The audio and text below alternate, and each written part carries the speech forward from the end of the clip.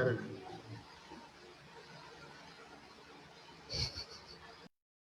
Live? We're live. We're live. Hello. Good evening, everyone. Welcome sa second episode ng Asterism Podcast. Clap, clap, clap, clap, clap, clap, clap. So, kumusta? Kumusta kayong lahat? Share ko lang ngayon yung Menti page natin. No? So, this is a platform kung saan mas madaling interaction namin with audiences. So kung may comments kayo, suggestions, questions no para sa speaker natin today, mas madali naming makita if you enter it in menti.com. So go to menti.com and use the code you see there, 38 59 32 8. So kumusta? Ilan na viewers natin ngayon? Meron tayong 55 viewers. Good evening sa inyo lahat, guys. Maraming salamat sa panonood. 57. Habang naghihintay, pwede nyo i-like and share yung stream natin para mas maraming makakita. Yes, please. Please share the stream, guys. Thank you. Yan, 61 na. Salamat sa mga nag-share. Good evening kila Kim Alwin, kila Maria Victoria, John Michael Boglosa, Stephanie Malyari. Oy, nandito rin siya last time, di ba?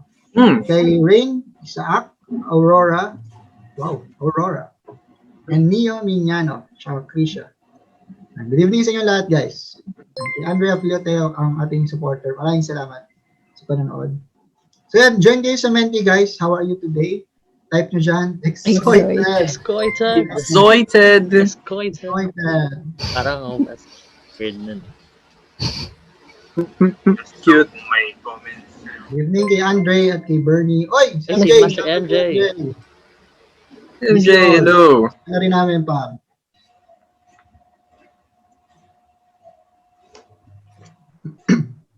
Masaya. Sana all masaya. Nice. Ba't kaya siya masaya? Dahil may sahod na? Ogo naman. Sana lahat. Sa Lunes. Sa Lunes ba? Tama ba? Opening ng National Astronomy. Curious. Curious. Feeling jolly. Jolly. Iyayin mo nga ba yung emoji? Yes. Yung Hindi ko kaya magmalaking mata. Hindi ko rin kaya. In love. Wow. Wow. Tamang-tama for Valentine. Excited Valentine's for Day. Monday. Kasi finally, here are you guys again, sabi ni Angelica. Sir Abdul, Oy, sabi niya Shararat daw. Ang Dasmariñas Cavite. shower out from Dasma. Shout out kila Vladimir, Edgar, Jalsil, Robotics Marbs. Alright. Angelica. Ay, ito sa Ria Labura. Kay Gemacel at kay Jam. Good evening sa inyo lahat, guys. Oy, meron na tayong 70 viewers. Oh, salamat. Feeling inspired, excited for Monday kasi sahod. Okay. Thank you for spending your Saturday night with PS. O GG ba after na to? Meron tayong 69 viewers. Nice. Alright, so I guess we can start, no? 7:04. So again, everyone, welcome sa Asterism Podcast. So this is a platform of the Philippine Astronomical Society Incorporated where we get to have an informal conversation or discussion with experts from different fields about astronomy and how it actually relates to what they do. So, gusto namin to, kaming mga volunteers, mga officers ng APAS because we want to know more, about the different paths na astronomy-inclined people can take in their future, job interests, etc. And of course, we want to have an appreciation on how diverse and encompassing astronomy is. So, ako yung host, isa sa mga host nyo today. Ako si Ron Aves. Ako ang isa sa mga board of directors ng Philippine Astronomical Society. Ako rin ang current PRO ng PAS. So, here with me is KD. Please introduce yourself. Hello guys, ako si KB. Palagi nyo kami nakikita dito nila Brian at nila Ron sa Facebook Live. Pero isa rin ako sa officers ng Philippine Astronomical Society. Kasama rin namin ngayon si Brian Mistola. Brian. Hello. Ba ako? Rinig ka namin. Wait, check this obvious.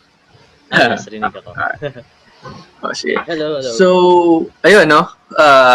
Tonight's episode, we'll be discussing astronomy and psychology, no? Kung nakita niyo nga yung event page and posts namin sa Facebook. So, without further delay, no? Pakilala ko lang yung speaker natin tonight, yung kakwentuhan natin tonight, no?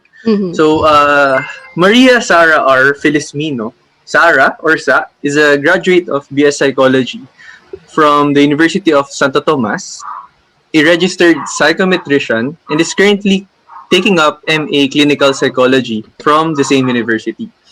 She has worked as a school counselor for 5 years. She has always loved watching the night sky and became more interested in astronomy after joining a PAS camp in December 2015. Yay! Yes, Geminids. Which Geminids, no? Which Geminids sequence? yan? 2015. 2015. Which she considers as a life-changing experience. Since then, she has always considered camps and stargazing in general as her personal retreat and therapy. So, good evening, Sa, and welcome sa Asterism. Hello, good evening. Good evening, everyone. So, Ayan. I'll give you the stage, no? And before that pala, naka-show na sa Menti, no? Yung slide natin. Pwede kayo mag-type dyan ng mga questions and we'll be reading it at some intervals. So, Sa, go. Okay. So, wait. Let's present. Can you guys see? Yes. Yes. Okay. So, this is, again, tackling or talking about psychology and in relation to astronomy. So, as mentioned by Ron kanina, although yung asterism is inviting experts, just a little disclaimer, I do not consider myself to be an expert of psychology yet. I am not yet there, pero Yep. eventually in the future, yeah. So, I will just be talking about some topics that I find to be related with astronomy. And if you have any questions, I will be answering them if I know the answer. And if hindi ko alam, then I can direct you to where you can get the answer for that random question or curiosity. Or if I think na alam ko siya pero medyo nakalimutan ko, then I will tell you to maybe send a message to pass and then babalikan ko kayo. So, there. Okay, so first, let's define psychology muna, no? Okay, so psychology by definition is the study of human mind and behavior. And by behavior, we mean pwede siyang overt or covert. So, overt is observable and covert is yung not observable or mental processes. So internal processes can also be considered behavior.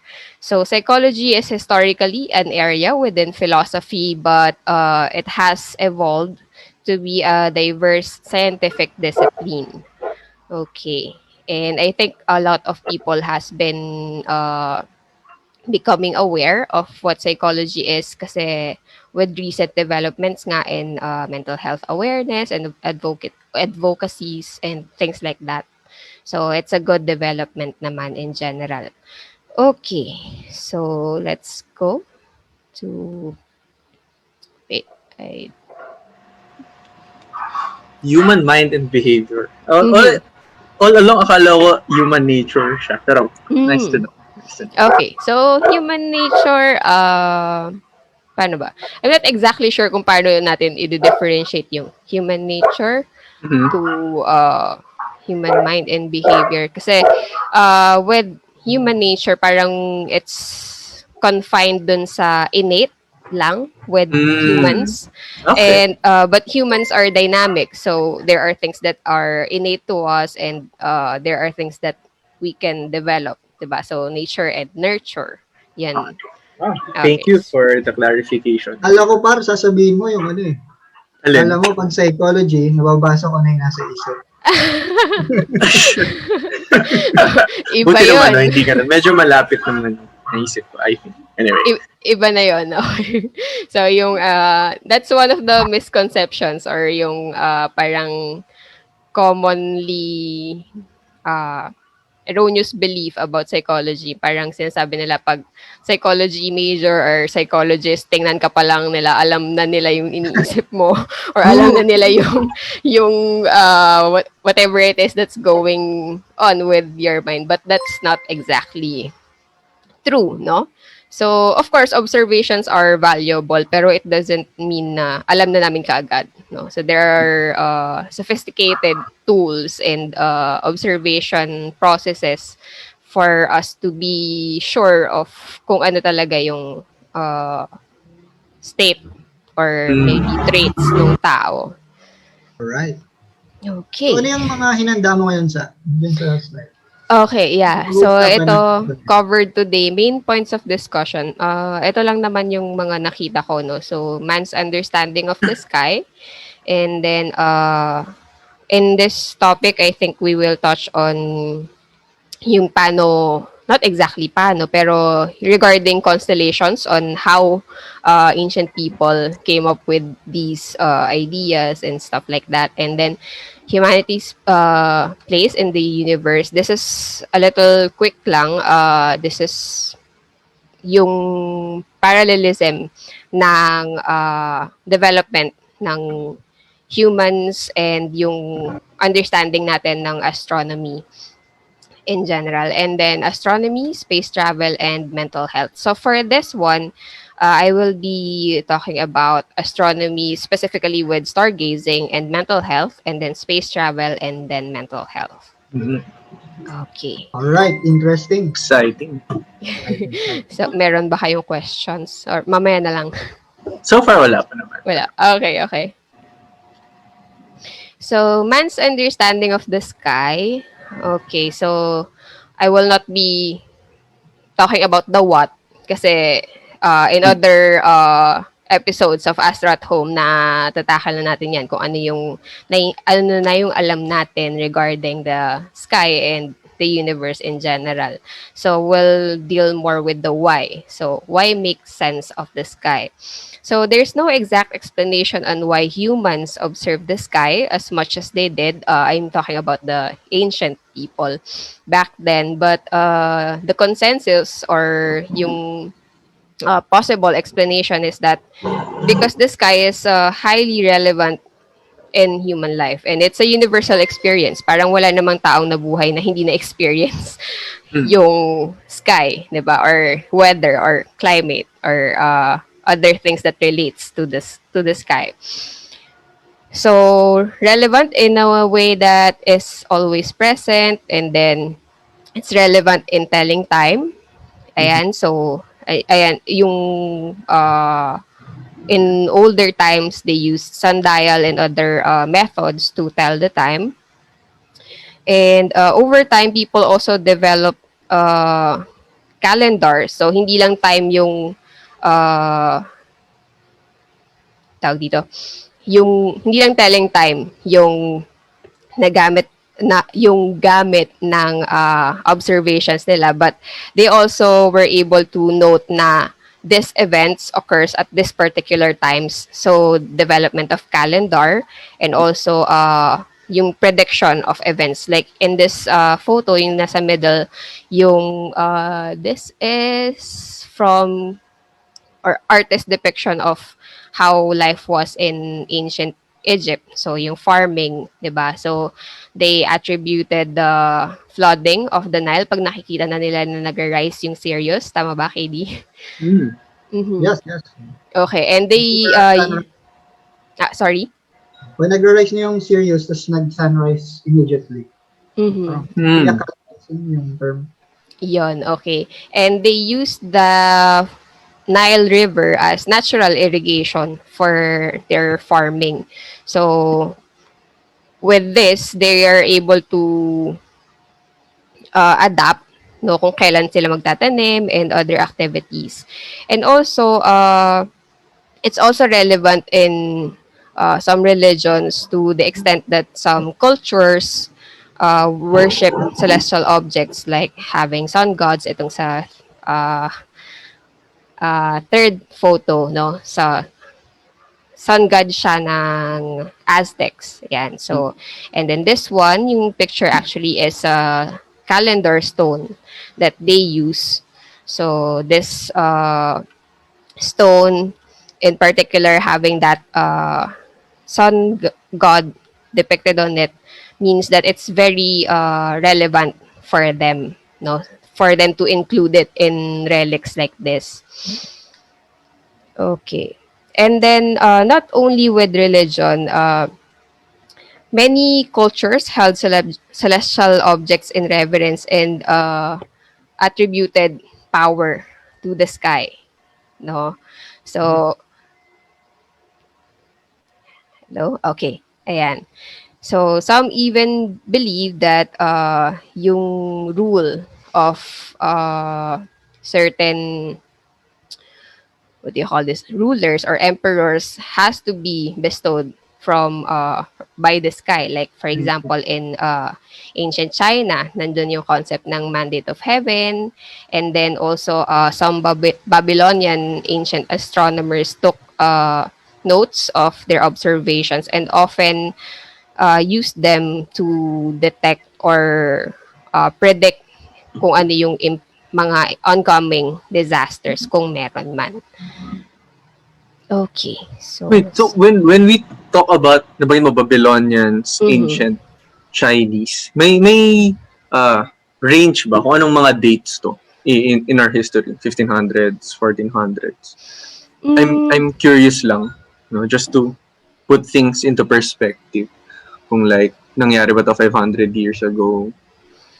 I wasn't able to research on that, but with China kasi yung ancient history nila dates back up to 2,000 years ago. Oh. And the most, hindi ko actually sure kung ilang years ago na yung last na dynasty, but the last one is Qing dynasty. So, medyo modern era na rin to, pero buhay pa rin yung concept ng mandate of heaven. Yan, yung sa ancient Babylonians, ganun din, no, mga more than 2,500 years ago. Okay. Kasi, yung isa sa sinasabing beginning of science, yung kay, the pronunciation, so Tagalog na lang si Thales. Okay. Philosopher. So, around more than 2,300 years ago siya nabuhay. Tapos, parang nag-aral din siya sa Babylonia. Kasi, daming knowledge sa ancient Babylonian Empire. Diba? So, nakakuha rin siya ng information doon. Then, 2,500 years ago-ish, mga ganun. Okay. And then, yung nabanggit ko na yung parang observations na they attribute some impending disasters, usually when they see irregular or unusual celestial events like comets, ganyan, or things that are not as regular as yung cycle ng sun, moon, and yung stars. So there, if it's usually kasi psychologically speaking, if it's something that we cannot predict and it's not familiar, it can evoke anxiety talaga. Tsaka, yun nga kasi, no, sobrang daming records, di ba, ng mga ancient Babylonians. So, talagang, dami lang records yung data nila about sa, tawag nila doon, parang astronomical diaries, daily astronomical diaries. So, araw-araw, ninonote nila yung position ng stars, ng planets. So, confident na sila, even over time, naging confident na sila, alam nila kung kailan mag-rise and set tong planet na to or star na to. Tapos, yun, imagine nga, no, kaya siguro nagiging anxious nga sila na pag may bago silang object na nakita sa night sky yun. Kagaya nga ng mga comets. Hindi ko alam kung anong naging reaction kaya nila nung nakita sila nung Halley's supernova. Comet. Mhm. Sobrang maliwanag na lang bigla dun sa night sky na para sa kanila, home of the gods, no? Mhm. And interesting yung mga naisip nila. Mhm. So it can possibly cause public anxiety or panic even. Okay. Hanggang ngayon, basa, may ganun pa rin about, may comets. Ganyan. If we keep track of the what they call this, yung mga nababalita sa media, no? So minsan kasi nasa sensationalize. So even if merong mga kumakalat na animations na parang muntik nang tatama sa Earth yung asteroid or something like that. So parang nagpa-panic yung ibang tao. Pero kasi in visual perception nga, 'di ba? Parang ang lapit niya, pero in scale sobrang layo naman talaga nun. So and it's not even a cause for concern. So meron pa din, no? If it's unfamiliar and hindi ganun ka well versed with how to interpret yung data or yung news na pinublish na ganun, then it can cause anxiety talaga and pwede pang mapasa yan sa iba. Kasi usually, di ba, social media, they share and stuff like that. Mhm. Alright.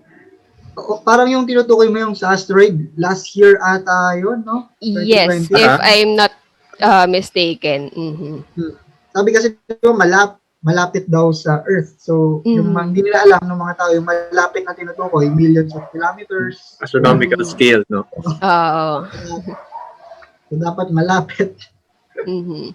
For scientists na well-versed with yung scale ng astronomy, talagang sasabihin nila, oh, this is near or even very near. Kasi diba, even yung moon, sobrang layo sa atin. So, pero pag layman yung makakabasa nun, then pwede siya ma-misinterpret talaga. Okay. So, next.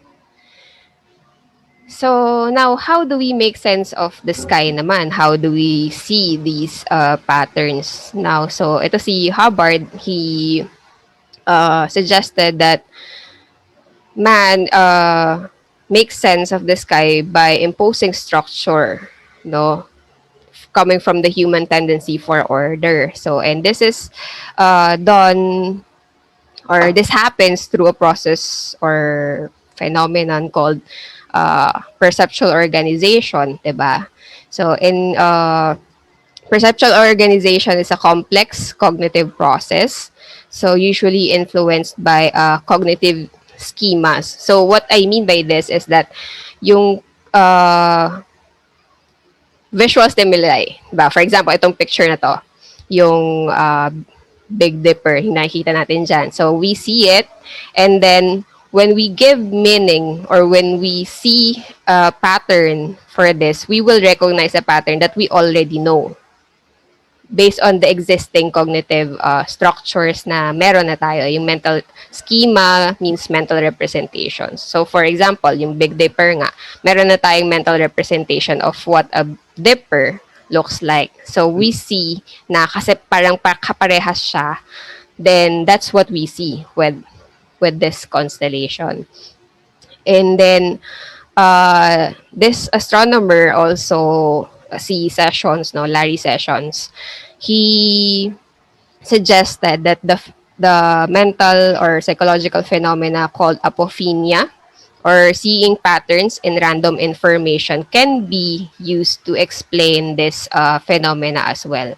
But yun lang, siguro disclaimer then, it's not completely understood. Kasi we can't go back in time, we can interview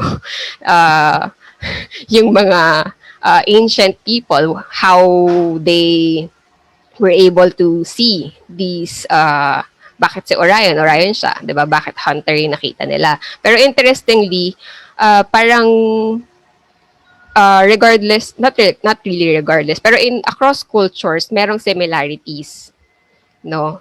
So sa si Orion, 'di ba? Hunter siya. So and si Balatik, 'di ba? Hunter din siya. Pero magkaiba yung Culture. gamit nila. Mhm. Magkaiba yung si Orion kasi bow and arrow. Si Balatek, I'm not exactly sure kung ano yung Yung balatik ata sa ay hunting prop. yun. So, related din siya sa yun. So, sorry. Hindi siya hunter, pero gamit siya sa hunting. No? So, it's parang may common denominator sila even if ang layo-layo ng Greece sa Philippines and impossible naman na nagkaroon sila ng communication noon. So, that's interesting to note. Okay. So, as I've said, Anong difference ng Sorry, anong difference ng apophenia tapos yung sikat na term yung pareidolia ba yun? Pareidolia. okay. So, pareidolia is a kind of apophenia. Pero, focused siya in seeing faces or human-like figures. So, ang mas general is apophenia and then pareidolia is a kind of apophenia. Today I learned. So, minsan pala mali yung gamit ko ng pareidolia. Apophenia pala yung tinutukoy ko doon. Okay. Human-like. Okay. Okay. So, at least may natutunan na tayo ngayon. Okay. So, again, as I've said, it's not exactly clear why the brain interprets random stimuli like this. But, ang sinisabi kasi is this, what do you call this? Yung brain process of making sense of or imposing structure or organizing stimuli from the environment is beneficial. So, ano yung mga benefits niya? Number one is it aids in memory. So, for example, when we see when we look at the sky, we don't have to we use less brain power kumbaga or effort to look for stars kasi there are familiar na, 'di ba? When you see this constellation, so parang nagiging hindi na natin kailangan i-memorize isa-isa. So this pattern parang with memory, 'di ba, yung chunking. So, napansin ko kanina yung when Ron read the numbers from Menti, you read it ng 32. Ganon. Diba? So, instead of reading it like 3, 2, and singular numbers, since magkakatabi siya, you read it as number in tens na. No? So, parang ganun din analyzed. Anyway, good catch. Okay. Hindi ko kayo na-analyze. Napansin ko lang yun. Okay. So, parang ganun din. Sabagay, no? Kasi sobrang dami nga naman ng stars na makikita sa night sky. Pero yung thousands of stars. Tapos, puro tuldok-tuldok lang naman yung mga yan. Yung ilan lang, may red, orange, halimbawa, bluish. Pero ang dami pa rin ng white na mga tuldok lang. So, kung hindi mo gagawa ng memory aid, parang it's impossible to memorize all of these. Parang, sobrang mahihirapan yung utak natin. Okay. Yes. Okay. And gumawa ng constellations. Okay. Yun. So, it decreased mental effort in observations and even navigation. And even in guiding location. So, for example, merong comet na mag-a-appear. Sabihin mo, hindi mo sasabihin na malapit siya sa star na ganito, pero hahanapin mo siya within this constellation. Diba? Okay, nice. Sabagay hanggang ngayon, no, kaya yung International Astronomical Union, ginawa nilang boundaries ng constellations para din sa same reason na yun. No? Pag may celestial object or space phenomenon na nag-occur sa certain part ng night sky, mas madali kung sabihin lang, imbis na dito sa star na to, yung sabihin mo lang, bandang constellation ng Orion, malapit kaliwa ng Betelgeuse, mga ganun. So, mas madaling mahanap. Okay, gets. Okay. So, yun, yung pinaka-primary benefit niya. So, na it's easier na for observations. And also, this imposing structure, hindi lang naman siya sa sa constellations. This is also detecting patterns in, yun nga, yung sa cycle na uh, kung anong months nag-a-appear yung gantong constellation or yung cycle ng sun, ng moon. So, detecting patterns. And this is a source of information for, again, yung katulad kanina, prediction of events.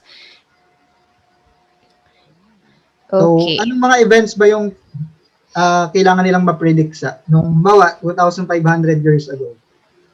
Ano ba yung I think mostly with farming. Like for example, yung nakalimutan ko na kung anong pero I think with the spring vernal equinox ba yun? Or solstice? Vernal solstice ba? Tama?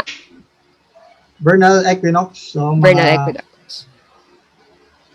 March. Yun. So, Okay, yun. So, start na ng planting. okay. So, Mm. when to plant, syempre yung harvest din, no? So, harvest. Yes. Sa Harvest. And yung harvest, if ma-notice mo, nandun naman siya sa fall, di ba? So, and nandun din yung tawag dito. I forgot na, pero may festival regarding harvest in terms of Thanksgiving. Yeah. Yun. So, around that time din yun, di ba? So, makikita mo, that's from the pattern na na-detect nila na optimal conditions na mag-start tayo mag-plant sa March. Okay.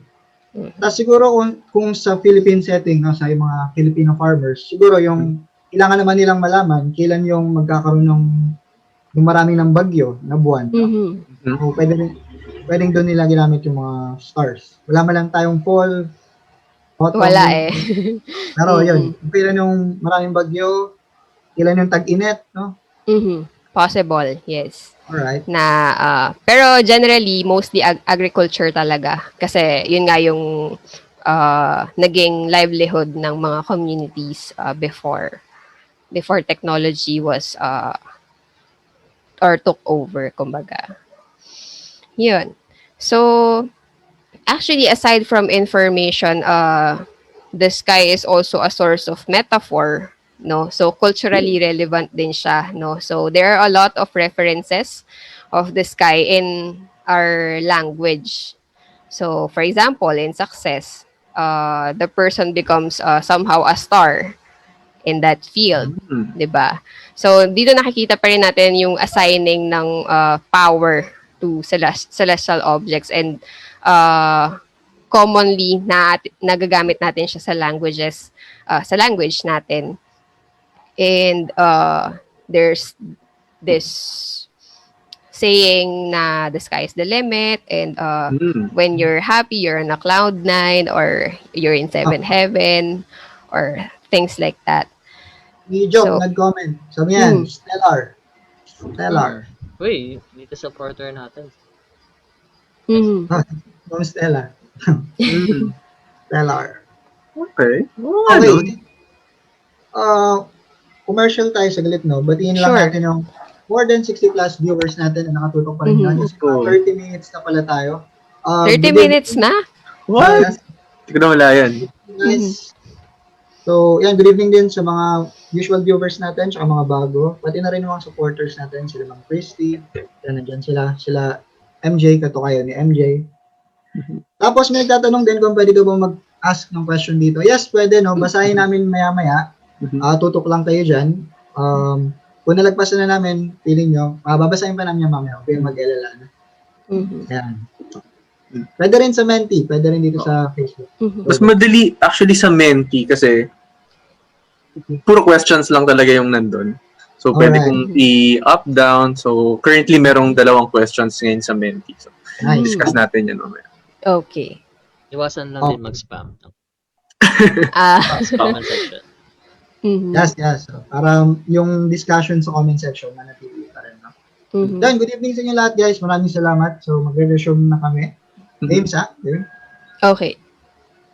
Where was I? Ayan, So, I was talking about yung manifestation as a metaphor. So, again, since I mentioned na very present pa din yung belief na the sky is powerful, or we assign power to this guy. So this is also this can also be seen in popular culture, no? Kasi parang ang ito, individuals or characters who serve as a bridge for life on the ground and in the celestial realm are given power. Like for example, in shamans, priests, mediums, and stuff like that. And yung nabanggit kong popular culture, merong famous actually na character na yung name niya is very literally bridge or combining yung life sa ground and celestial realm. So, can you guess? Yeah. Bridge, popular culture. Not Sa- exactly bridge, sa pero Torban. combining two elements, yung life sa ground and sa sky. Hindi ko alam kung yung sa Thor ba yun. Hindi Mas naman. may bridge. Okay. Okay, So, see it. Curious. Sige. So, from Star Wars, actually, dalawang protagonist to. Di ba? Skywalker. Skywalker! Ah. Oh my God! No You nga. can't Okay. walk on the sky.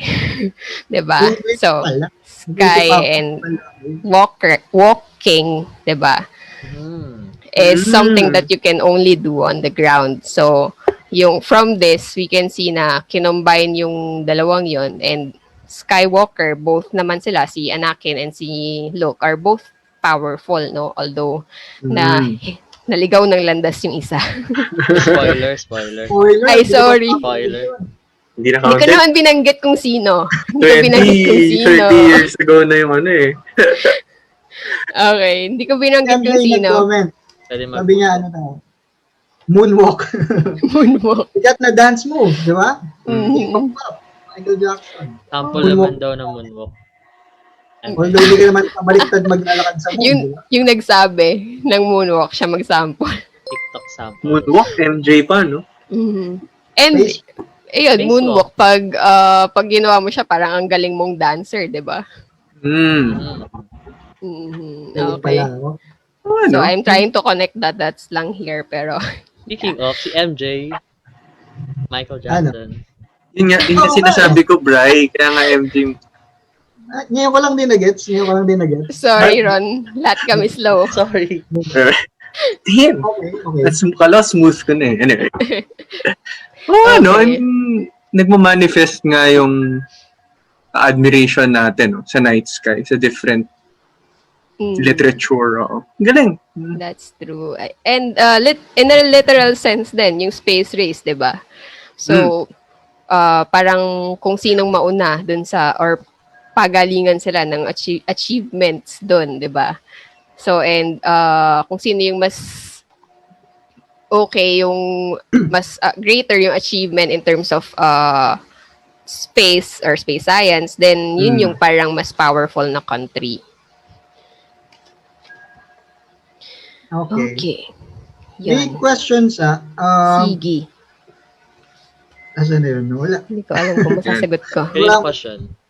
Wanap. Kay Maria Victoria. Yan, since yung mga terms yung pinag-usapan natin sa astronomy. So, may kinalaman daw po ba yung term na lunatic sa mga paniniwala noon na nakababaliw yung buwan? Ang ganun. May Kaya, luna, di ba, moon? Mhm. So, lunatic. Tapos, sabi ng iba, nakakabaliw daw pag full moon or marami daw malpas na mga baliw. Di ko alam. Oo. So, yung question niya ba is yung word lang or kung talagang yung moon nagkakos ng Mukha namang yung Psychosis. word lang. Etymology Yung- daw. Oo. Theology. Naging ano pala ako dito, Linguist na si no? ano. Hindi, pero oo, related naman yung term kasi from yun nga, Luna, then lunacy, tapos yung tao is lunatic, yung tinatawag nila. Pero again, this has been proven to be superstition lang, no? Mhm. Ano lang siya, illusory correlation na parang kasi some events siguro na negative tapos nagkasunod-sunod tapos ang present siguro doon is yung full moon, and then they attributed that to those negative events. Although I'm not sure, I'm only speculating kasi uh, illusory correlation, gano'n naman siya eh. Something happened and then another thing is present pero hindi naman siya related. And then since nakikita natin na they happened almost in the same time, or present siya in the same space or almost the same time, then we tend to correlate those two. Pero hindi siya tama. Okay. So, May kaya, sorry, may sure. may additional info ako nabasa tungkol dun sa word na lunatic. So since si Luna ay Roman goddess na nagre-represent ng moon, Mhm. tapos may nung early times daw, yung epilepsy, kapag may Mhm. seizures yung isang tao may epilepsy, pinaniniwalaan natin na dahil daw yun sa buwan, epekto daw ng buwan. Tapos so since parang 'di ba kapag seizure medyo may involuntary action. Okay. Mhm. Ang naging connotation sa kanya is parang yung lunatic is moonstruck. So parang Affected napopossess. by the moon. So kaya from epilepsy naging nag lumala siya hanggang sa na-correlate na siya sa insanity. So that's ayun yung parang etymology. Mhm. Okay. Okay, nice. Thanks, Bri. May question pang isa, pero basahin ko na lang. Pero I guess Sige, go. masasagot ko mamaya. Is there any psychological explanation why stars or the night sky helps in healing? So, kung ano mang healing yun. Pero medyo, mamaya yan, no, sa mamaya. Yes. So, Mom, Jemarie, abangan niyo po mamaya. Kasama po yan sa discussion natin. So, stay lang sila sa live. Madidiscuss din natin yan.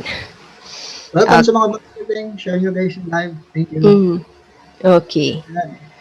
Game. Next. Dami ko natututunan. Nice one. Okay. Sige. So, eto naman, as I've said earlier, ito si Hubbard, na-note niya lang din yung parallelism nitong geocentrism to heliocentrism and egocentrism to maturity of people. So, geocentrism, again, is the belief that Earth is the center of kumbaga, the universe, 'di ba? So, parang Earth, the sun, and all the other celestial events revolve around the Earth. So, geocentric. And then, it is parallel to egocentrism. Egocentrism kasi is yung innate naman to sa lahat ng tao, no? When humans or babies are born, no, lahat ng baby egocentric. So they're not able to recognize that that other people thinks and feels and would behave differently from them, no? So parang sila yung again yan, parang sila yung center ng mundo. So parang lahat magre-revolve sa kanila. So they would expect their needs to be met regardless of whether yung carers nila is well rested or not, diba? So that's the egocentrism of babies. And this is nothing, hindi naman siya masama, no? Kasi this is present with all of us naman. And then heliocentrism naman is yung view that the sun is the center of the solar system, no? So Earth is not in the center, so yung humanity and our home is displaced from the center and kumbaga na removed from the center, no? So we're just one of the planets revolving around the sun, and then by extension the sun is just one of the stars in Milky Way, 'di ba? And so on and so forth. Now, maturity, when people grow up, no, eventually they start having this realization that other people do indeed have different mental states, feelings, and yung kumbaga mga likes and dislikes na preferences at apart from their own, no? So nawawala na rin yung kumbaga egocentrism. So hindi na always yung reference natin is within the self, and the more we realize that other people are equally capable of having their own thoughts, opinions, and feelings, then the more we become mature. So we can say na yung growth from geocentrism to heliocentrism is the maturity ng view or ng knowledge in astronomy. Okay. So, Alright. yan lang. Mhm. So, ba't kaya naisip nila na Ni Hubbard. yung claim yung sa geocentrism, Mhm. mga possible reasons ba't naisip nila na tayo yung gitna ng universe? As ito, yung Hubbard suggests na geocentrism is parang egocentrism ng humans as a collective. So, we think na tayo yung center, pero hindi naman talaga. Okay. Pero okay. that's not, yun yung speculation ni Hubbard. That's why I'm quoting him here.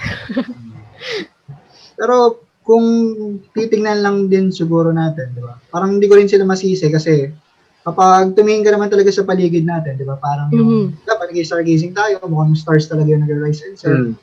So, may observation naman na pinagbasihan. No? Parang ilang limited lang talaga yung data na meron sila, yung knowledge na meron sila. Kaya yun lang yung naging conclusion nila agad na umikot lahat sa atin. Yan. Mukhang weird, no, na may knowledge na ganyan dati kala natin Earth yung gitna. Pero remind lang natin ng viewers natin no, na kahit yung mga pinakamagagaling na philosophers dati, diba? Sila Plato, sila Aristotle, they believed in geocentric view. Okay. Thanks, So sure. Okay, so next na. Ayun, so ito, matatakal na yung question ni, nakalimutan ko yung name niya, I'm so sorry. Yun, so kinig lang. So next topic is astronomy, space travel, and mental health. So first muna, stargazing and mental health. So there was this study by Bell and colleagues, and ang title nila is Dark Nature. No? So Bell and colleagues are actually eco-psychologists or environmental psychologists. So what is environmental psychology? Yes. Psychologist. Environmental psychology. Merong ganon. Okay, so environmental psychology is actually a branch of psychology that believes that by encouraging humans to rethink their position in the natural world, they can influence these people to be more responsible towards nature, and of course byproduct na din nun yung having better mental health outcomes. Okay, so this study, ang ginawa nila is, ang title nun is Dark Nature, Exploring Potential Benefits of Nocturnal Nature-Based Interaction for Human and Environmental Health. So dark nature yung proposed term nila for both nocturnal environment and nature interaction activities. So yung stargazing is only one of the dark nature activities. No, pero they focused on this, stargazing lang. So what they did is that they surveyed people who stargaze or who observe the night sky, whether it's for a short period of time lang or for an extended period of time, siguro overnight. And then they found out that stargazing does have benefits to well-being. And these are yung sense of personal growth, positive emotions, transcendent thoughts and experiences. So yung sense of personal growth, they mean by this ay ang development nung personal skills. So, nagkakaroon ng new knowledge, no? And that feels good. Having new knowledge feels good, no? And they have the ability to identify celestial objects and tell or teach them to family members or peers, and having the ability to use instruments like telescopes, binoculars, cameras. So this contributes to that sense of personal growth. And then itong positive emotions naman is generally feeling relaxed, calm, yung tranquility ng nature. Mhm.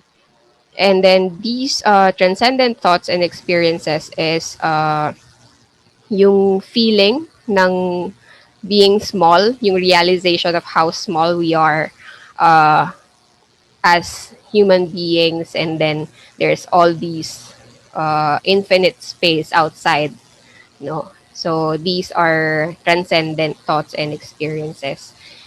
So yung nabanggit kanina or yung question na bakit siya tama ba? Bakit siya nakaka-contribute to healing is from this then, no, merong possible na merong sense ng personal growth, you experience positive emotions, and you have these kasi quiet moment di ba? And then you see all these stars na sobrang layo, so you have these realizations. So when you are able to reflect more, then those things can help you.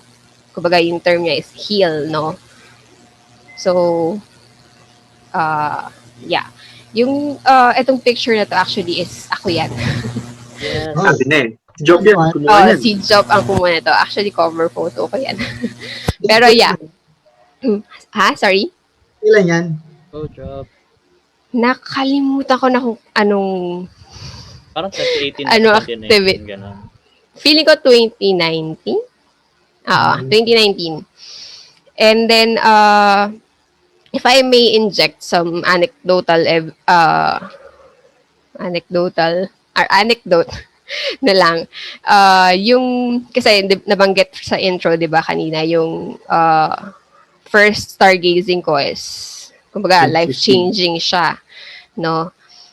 So, nung nag-stargazing, it was my first time, and then, although, syempre, alam ko naman yung mga stars, pero it was my first time seeing that many.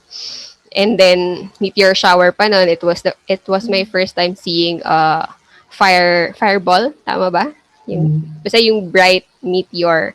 And yung feeling na yun, actually, sobrang vivid sa memory ko.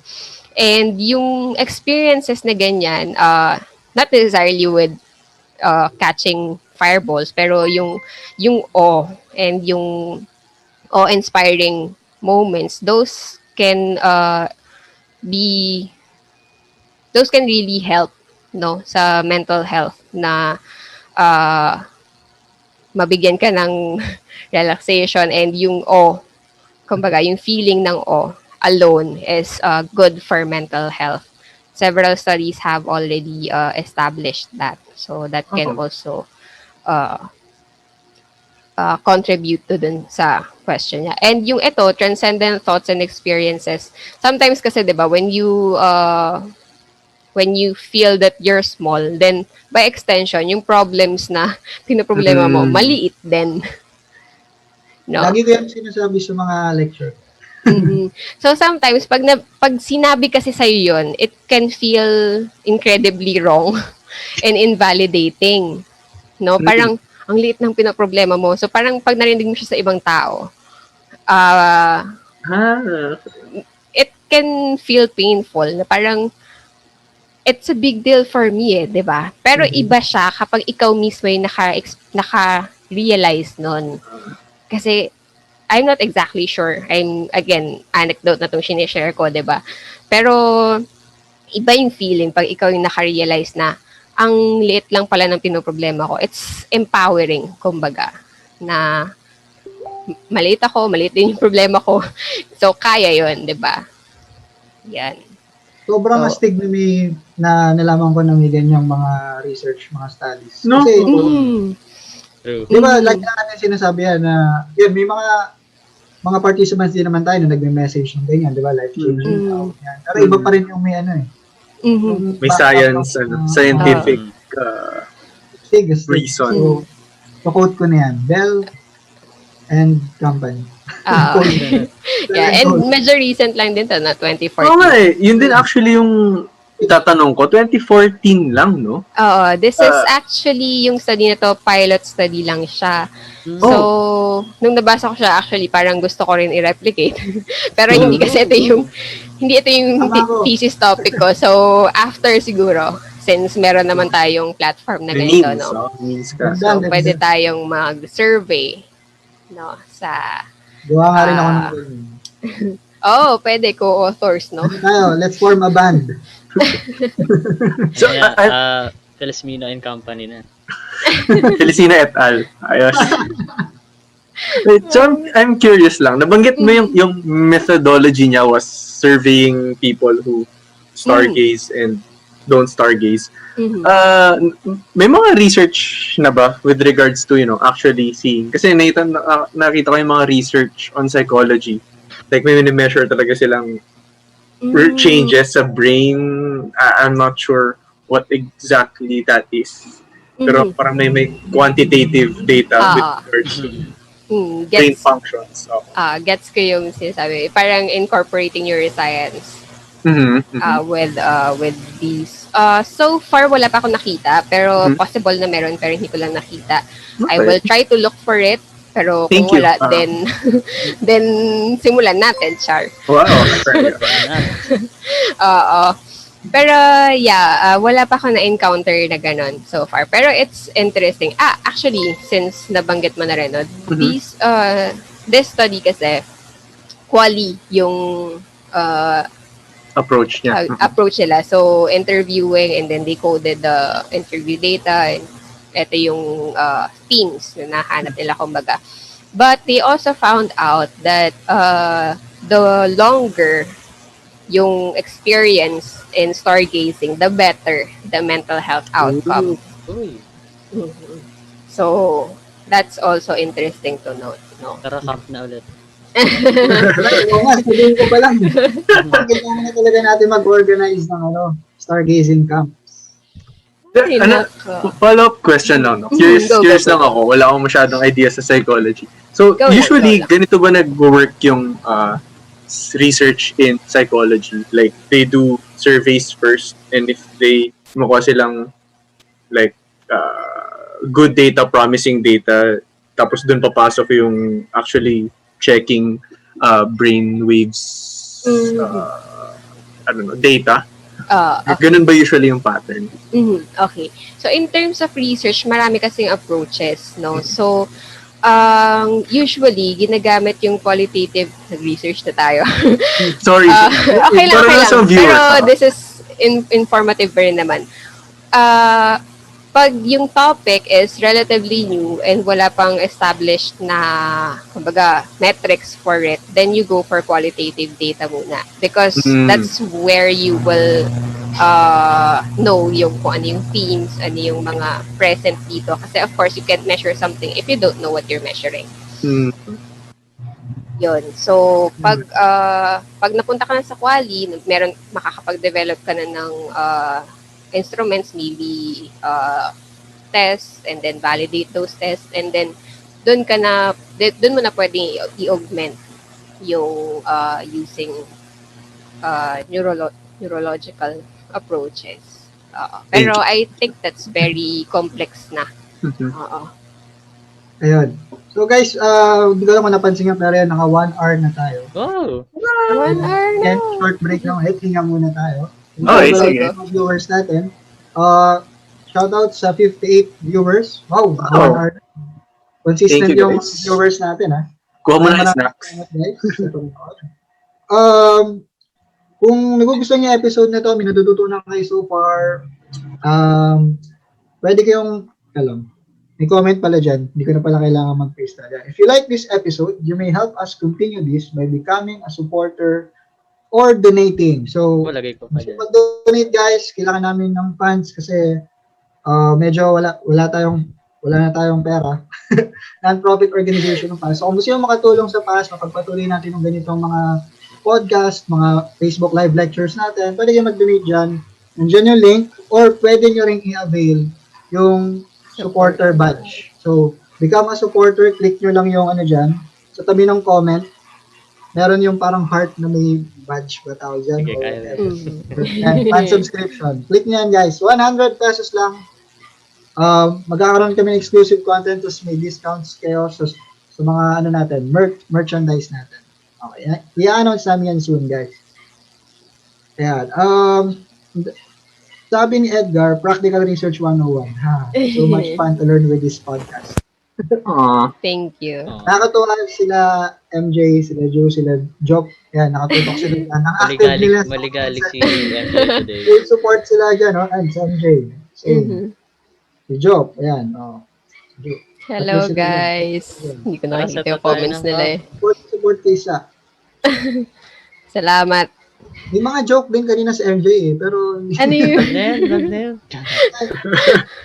Titignan ko na lang sa replay. Ano yung mga yan?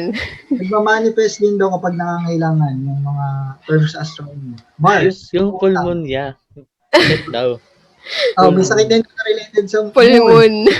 Na daw, sabi ni MJ. Guys, para nabawasan tayo ng 5 viewers. Tama na, tama na. Joke lang, joke lang. Isa pa eh, pero tama na siguro. No? Oo, enough na. Hanggang dun lang yung tolerance Hindi natin. na basahin, sabi ni MJ. Okay. Alright. Good evening sa lahat ng nag-good evening dyan na hindi ko nabate. Mhm. Pero yun, may nakalimutan ba tayo? Wala na, no? So I guess pwede tayo mag-resume. Short break Okay. lang. Mhm. Okay. Binasa ko lang talaga yung jokes ni MJ. Yun lang talaga yung Oo. Uy, may bago tayong supporter. Oy, Wow. Thank you. Sige. Si Sir Francis Leslie Lainez. Wow. Thank you po. Thank you po. Mhm. Sir Francis Zabala. Yun, shoutout sa'yo, Sir Francis Zabala. Maraming salamat. Mhm. Abangan niyo yung mga exclusive contents natin dyan. Yun. Thank you, Okay. thank you. Alright, Continue? continue. Yes. Okay, sige. So before I move on pala from this slide, no. So hindi ko pa nababanggit na meron din kasing interesting response doon sa study na to. With QALY kasi usually you identify what is the most common. And then kung meron ding hindi, kumbaga yung rare, then you also note those responses, no. So one of the notable responses is yung connectedness to a community. So, possible na benefit din yun sa well-being. And this is really, kumbaga, Uy, all ganda this, naman ng mga nagmamanifest or observable, especially with us, 'di ba? So, ako personally, aminado naman ako na nakakatulong sa akin yung having a community and even finding friends like you guys. Wow. Oh. Yan, okay. So, yung community ng astronomy enthusiasts. So, yun yung nabanggit na isa pang benefit sa well-being. So, there. Pwede pala nating tanungin yung mga viewers natin, no? So, kayo guys, nakapag-stargazing camp na ba kayo or kasama na ba? Pwede nilang i-share experiences, testimonials. Definitely. So, nakatulong ba sa ano nyo, mental health? May nagbago ba sa perspective nyo? Or minsan natuwa lang kayo? Share nyo yan. Basahin namin ng comments nyo. Mhm. Yun. So, habang inintay natin ng comments nila, sige, go sa. Okay. So, yung next topic naman natin is yung dito na, no? So, space travel or space flight and mental health. So, ang pros dito is that one of the noted and unique experiences as astronauts have is this overview effect. So this is kumbaga yung transcendental experiences na nakakuha natin from stargazing, yung overview effect, kumbaga level up siya, no? So this is a very profound experience that comes from seeing the Earth outside of the maybe sa inside the ISS, 'di ba? So viewing Earth from outside. So kaya siya overview effect. So this is the awe and self-transcendent experiences from experienced by astronauts. And this is not just, kumbaga, hindi lang siya yung parang sobrang wow or sinasabi siyang profound kasi there are notable changes in the observer's schema or yung nabanggit ko kanina, yung cognitive structures or yung, kumbaga, beliefs nila and value system which can be transformative. So, kumbaga, kung life-changing na yung stargazing sa atin, mas lalo sa kanila, 'di ba? So, when they see the Earth from outside. And this is this is the, kumbaga, isang way pa lang to get this, what they call collective inspiration. So, being one with humanity and these kinds of feelings. And then,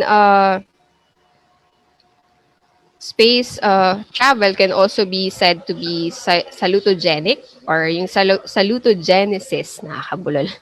Uh, this is something that promotes a sense of health, no? So astronauts enjoy the characteristics inherent in the situation.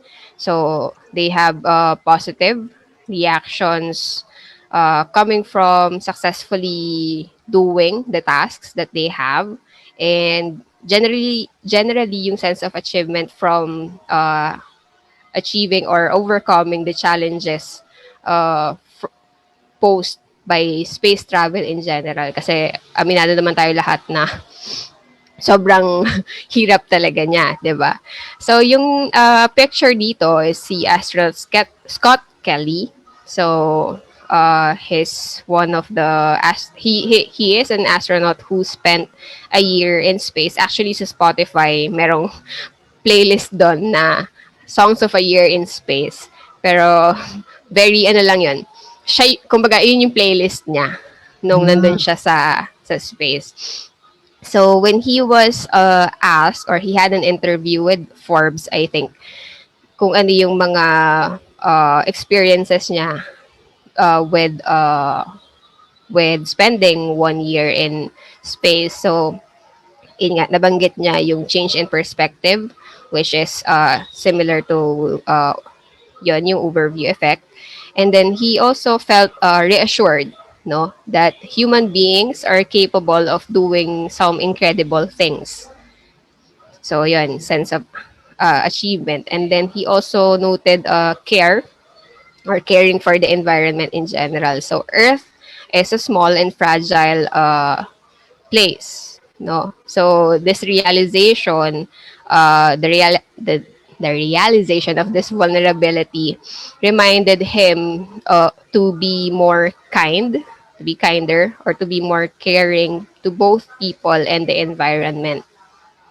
And he also felt, yun nga, yung unity. So there are no boundaries visible from space. So all the differences that we have when we're in space, parang nawawala na siya, 'di ba? And when we're in space, we have more in common than we have more common traits or characteristics than differences. Kasi we're all humans. Or sinasabi ko ng we, pero hindi. They're all humans doon sa space, no? So, also bonding.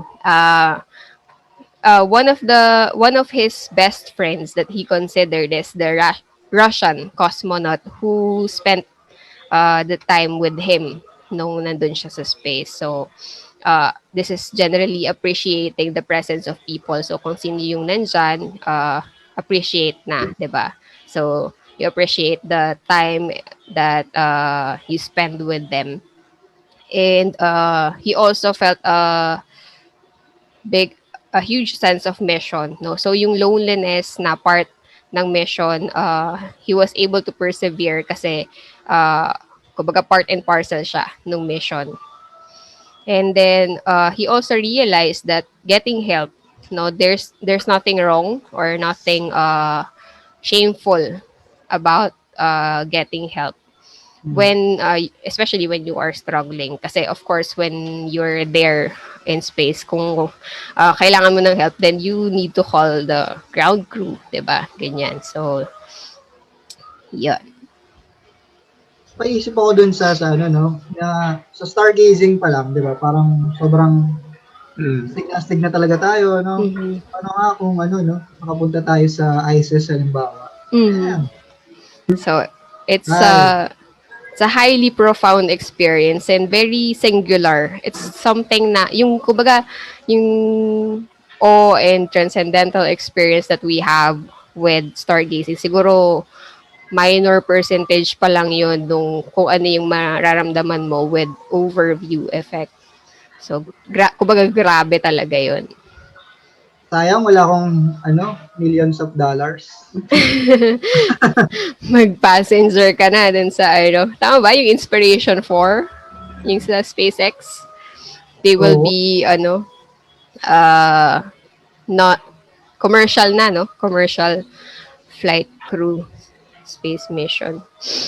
Okay. May sinabi ba ako magkano? Kala mo naman afford. Alam mo, pero basta, So, in a few years, magmumura din yan, tapos yayaman din tayo, tumalalang.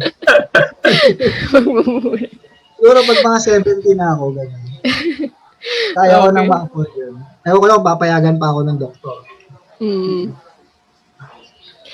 Hintayin natin, no? Okay natin. So, Okay. kung mayaman lang din ako talaga, yung mga, sabi mo, di ba, nagiging kinder yung mga tao Mhm. pag papadala ko yung mga masasama ugali sa space. effort. Grabing intervention naman yun. Baka natin yun. May nag-share pala. Ay, go pa. Hindi ko lang. Mhm. May nag-comment yung sa tanong natin kanina, si Tenzin, hindi, alam mo, di nga ito ang pangalan. Pero ito yung sabi niya, one of the most memorable po yung experience ko sa Mount Balagbag, Geminids 2019. So, good spot for stargazing, no, mountains. Mhm. So, first time ko din makakita ng bolide. Sobrang nakatulong po yun sa well-being ko. Mhm. Yun, sobrang nakatulong daw sa well-being niya yung moment na yun. So, shoutout daw sa mga classmates niya sa New Era University, BS Astronomy. Nice. Hello. Nice. Hello. Hello. Guys, Vera Pips, astronomy enthusiast. Mga friend ako astronomy enthusiast. Mhm. May page pala sila. Plug na rin natin. Astronomy Enthusiast Society. Mhm. Astronomy like nyo. Okay, meron pa ba? Yan. Ayan. Whenever I'm feeling overwhelmed about mundane things, English happening to me, like stressful weeks at work, personal problems, etc. One of my ultimate breeders talaga is stargazing. Nice. Ang amazing lang talaga ng feeling, medyo mahirap explain. Sobrang close. That the past community became my friends too. Amazing people. Nice. Mhm. Ray, may bago ba tayong supporters? Oh, wait. Dalawa yung nag-avail. MJ, Oh, shout out. pambawi sa Sino MJ? jokes. So, yung katukayo niya. Yung dalawang patok kayo niya ata supporter na eh. supporters na parehas. Dalawang Mark Nax. Joseph. Okay. Si ano naman, sabi naman ni John David, Mount Pulag daw, the best. Tambahan niya lang ng walang pag. Nalulungkot na naman ako dun sa Mount Pulag. Maulap nung pumunta tayo, no? Yan, may pag. Hindi ko pa na-try. Baka maingay kasi tayo, Bry. Sabi kasi ni John David. Believe daw ng mga locals doon, pag maingay kayo, uulanin kayo at walang stargazing. Hindi nga tayo maingay. May ganun. Nako, superstition. Magagalit siya. Uy, hindi naman. We respect those things. Nagkakataon. Si Andrea naman, yung supporter natin, never pa daw siyang nakapag-camp. Uy, alam na dito. Ay, invite na natin. Mark. Magka-vaccine lang or we'll see. No, but I always, as in always, all caps, okay? But I always, as in all caps na always, look up sa night sky. Nice. Especially kapag nasa bad mood ako. Sobrang nakaka-affect ng mood whenever I see the moon. the stars and the planets. Many times na kapag nasa Bulacan ako in meteor shower season, nagtsatsaga po talaga ako tumingala kahit mag-isa ako. Aw. One is always weirded out, but I'm thankful that I always succeed naman at nakakita ko ng meteors. Then, kung na-weirdohan sila, no, pakita mo yung mga photos ng past. Diba? So, Kami hindi nabibirduhan. We understand. Oh, so you have a community here. Pakita mo yung research ni Bell and colleagues. Ito, benefits to well-being. Baka hindi siya payagan sa stargazing pag... Kalmado ka lang dapat. Huwag mo gilahin ng Encourage niya lang din yung iba na sumama. Okay. Sige nga. Encourage niya lang. Tama yan. Kwentuhan mo ng mga kung gaano ka na-amaze sa meteors, di ba? Ay, nag-comment yung Astronomy Enthusiast Society. Thank you daw po, Clear Skies. Ay, Clear Skies yung lagi. Clear skies. Ulitin natin yung chill camp, yung nakahilata lang tayo sa dam. Ganda nga yan. Meteors, pati satellites. Pantusawa. Ay, kamis. Nalulungkot lang tayo eh. Yung mental health natin. Sige nga, i-announce natin agad sa mga supporters pag magkakaroon tayo ng camp. Yes, Para yes. kasama When it's si safer Andrea. talaga. When it's safer, yes. Sabi naman ni Stephanie, sana all kasing yaman ni Elon Musk. Kaya man. Lang tayo kayaman no? Pinadala ko na kay lahat yan, yung 50 plus viewers. Papadala ko kay lahat yan. Hindi lang sa size kasi magbo-board kayo. 6 years. 6 years? Uy, supporter na rin pala si, Yeah. Wow. Supportive. Oh, thank you, Drew. Hi, Ju. Belated happy birthday. Si Joke, Happy mag-aabil na rin birthday. yan. Mag-aabil na rin si Joke. Baka naman, Doc. Yaman Si Justice naman, sabi niya, oy, estudyante ko to nung practice teacher pa lang ako. First stargazing ko sa Mega 10 po with Sir KB and Sir Ed. Sa Pasig lang to yung stargazing niya. Doon po ako nahiwagaan sa astronomy. Thank you, Sir KB, sa pag-invite. Hindi ka ba naiwagaan sa teacher mo? Oy, matino ako ng teacher Ikaw ba rin Next time, Justice, sama ka na sa Big H. Sama kita doon. Okay. Hello. Si Lyndon ang bobola po. Hello sa idol ko, Sir Christian Di Macali. Ako? Ang ganon. Hello, Sir Lyndon. Shout out. Virtual space tour daw, sabi ni Stephanie. Meron may ISS space tour. Tapos, kung panonoorin pa lang din talaga actually, ba yung spacewalk? Diba, na nandun ka sa ISS, tapos nakikita mo nga, background lang nila yung Earth. Sobrang astig talaga panoorin Okay, so True. alright, so balik na tayo dun sa discussion natin. Ako, may tanong ako, ma'am. Sarah. Oh, wow, Anyway, ma'am Sarah, anyway. Okay. Nakalagay kasi dito, overview effect, Morris, 2017. So, curious lang ako, yung overview effect was coined nung 2017 lang? Am I understanding it correctly? No, that term was coined in 2014 by Yaden kasi Y-A-D-E-N, pero Yaden or Yaden, and other researchers pa. And then that was the first time they mentioned yung overview effect. And it was also a qualitative study. They interviewed the astronauts that have been to that have been a part of a space mission. Yun. So, doon nanggaling yung term na overview effect. And actually, it's interesting to read, no? Kasi they quoted a lot of the astronauts doon sa paper mismo. So, I'll share that with you, no? Thank you. Dami natin babasahin. Yun. So, maraming interesting doon na mga sinabi ng astronauts. And it's also interesting to note na kahit hindi sila magkakasama doon sa missions, yung sinasabi nila almost the same yung experience, no?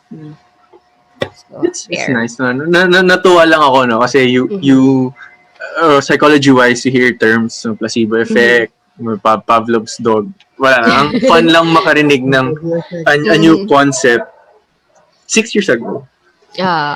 This is Another relatively today I new learned. kasi 20 years pa lang naman din naging resident ang humans sa low Earth orbit, 'di ba? So, yeah. Thank you. Yun. Thank you for answering my Shout question. out kay Alia Sure. Carbonero. Next Hello. live daw, bibigyan na siya ng badge pag shoutout out siya. Yan ah. Yeah. Ayun. Dapat Alam mo, ha? dapat hindi mag-end tong Nako, tong nako. live na to nang hindi pa siya Bukas yung Aabil. next live natin. kailangan i-check. May attendance. Right. Okay. Going back. Okay, What's up? going back. Ayun.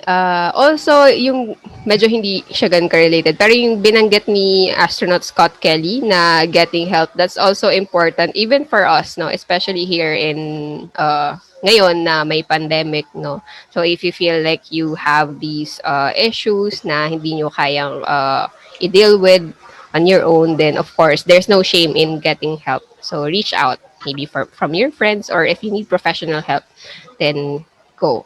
Mhm.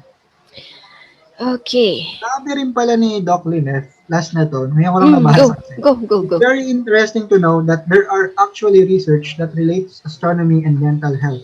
I wonder if stargazing is currently being used as part of stress debriefing or an actual therapy for patients. Baka soon, magkaroon na yan, no? Pag dumami pa yung Potential. stargazing. So, yung sa stargazing, bago lang, di ba? Nasa Dark 2014 lang din. And this was a pilot study din, no? So, kahit abroad, pilot study pa lang din siya. So, maybe we can also contribute to this knowledge, no? Kapag meron ng, tawag dito, stargazing ulit, then Yun. mag-prepare na tayo ng, ng chapters 1 to 3 para... Sige, so, huwag mo na kami damay sa mag-prepare. Intro RL. Mag-prepare na ako. Lang tayo sa chapters 1 to 3. Grabe. Ganyan kayo. Alright. Pero interesting din, no? Pwede, I'm not saying na pwede talaga, pero it can be explored, no? Kasi, as I've said kanina, yung merong eco-psychologist and environmental psychologist. So, meron talagang established na kumbaga parang nature-related therapies. So, pwede siguro maging offshoot nun yung stargazing, no? So, pwedeng i-explore pa. And since it's a relatively new knowledge, no, 2014 pa lang yung pilot study, and kung meron mang psychology major na nakikinig, then baka gusto mong gawing thesis, di ba? Or something. Yan, thesis idea. Alright. Okay. So, next naman is yung sa cons na tayo, no? So, space or yung, kumbaga, space missions, the ISS is considered an ICE or isolated, confined, and extreme working environment, no? So, and when people are in these kinds of environment, there are really multiple risk factors related to developing psychological issues or behavioral issues. So this can be exposure to radiation and maybe other risks pa. So yung na-note nila na negative side of space travel is yung adjustment reactions, no? So there are adjustment reactions like disruptions in circadian rhythm. So circadian rhythm is yung parang sinasabi natin in common term yung body clock, no? Circa time, dia day. So yun yung kumbaga cycle ng 24 hours na sanay yung tayo as humans here on Earth, no? So since we are entrained sa rotation ng Earth, no, yung we experience 24 approximately 24 hours every day, and we have these cycle ng sleep and wakefulness, then pag napunta sa space yung astronaut, then there could be disruptions to that circadian rhythm. And also, there have been noted na yung, actually, hindi naman marami to eh. Isang case lang to actually, yung post-mission personality change and psychiatric problems. No, si Dr. Canas, yung, he's a psychiatrist, no? So, hindi ko sure kung papangalanan ko. Pero, ano naman yan, public knowledge na naman siya. So, there was an astronaut na a few months after her flight, I think the mission was just a few days. Space shuttle mission eh. So, few days lang, unlike sa ISS na months yung tinatagal, no? So, and after nung flight niya, I think the mission was in July, and then February of the following year, nagkaroon siya ng brief psychotic disorder, no? So, yung brief psychotic disorder, this is, of course, psychotic disorder or disruption sa mental health na lasting, hindi ako nag-review ng DSM, pero just a few weeks, at most 1 month, if I remember it correctly. No? So, psychosis is usually, ang symptoms niya, merong hallucinations, delusions, and yung hallucination pwedeng visual and auditory. In general, nasa-challenge yung reality testing, or kumbaga, hindi nabablur yung line sa reality and yung, kumbaga, hallucination of a person who has this, who has psychosis. So, pero, I think nung nabasa ko yung article na yun, hindi rin naman natin pwedeng i-blame, kumbaga, or i-attribute solely to the space mission yung nangyari sa kanya. Kasi actually, what happened is that nagkaroon ng marital, what do you call this dispute or problem. So, yung husband niya, na astronaut din, yes. So, couple sila astronaut. Pero yung, hindi ko lang sure kung yung husband niya is nasa flight status or something. Pero, yun nga, nagkaroon ng affair, no? So, siguro, severe distress from that event. Then, it prompted that, or it triggered that brief psychotic episode. And it actually, she went aggressive eh. So, I think hindi naman nagkaroon ng physical altercation, no?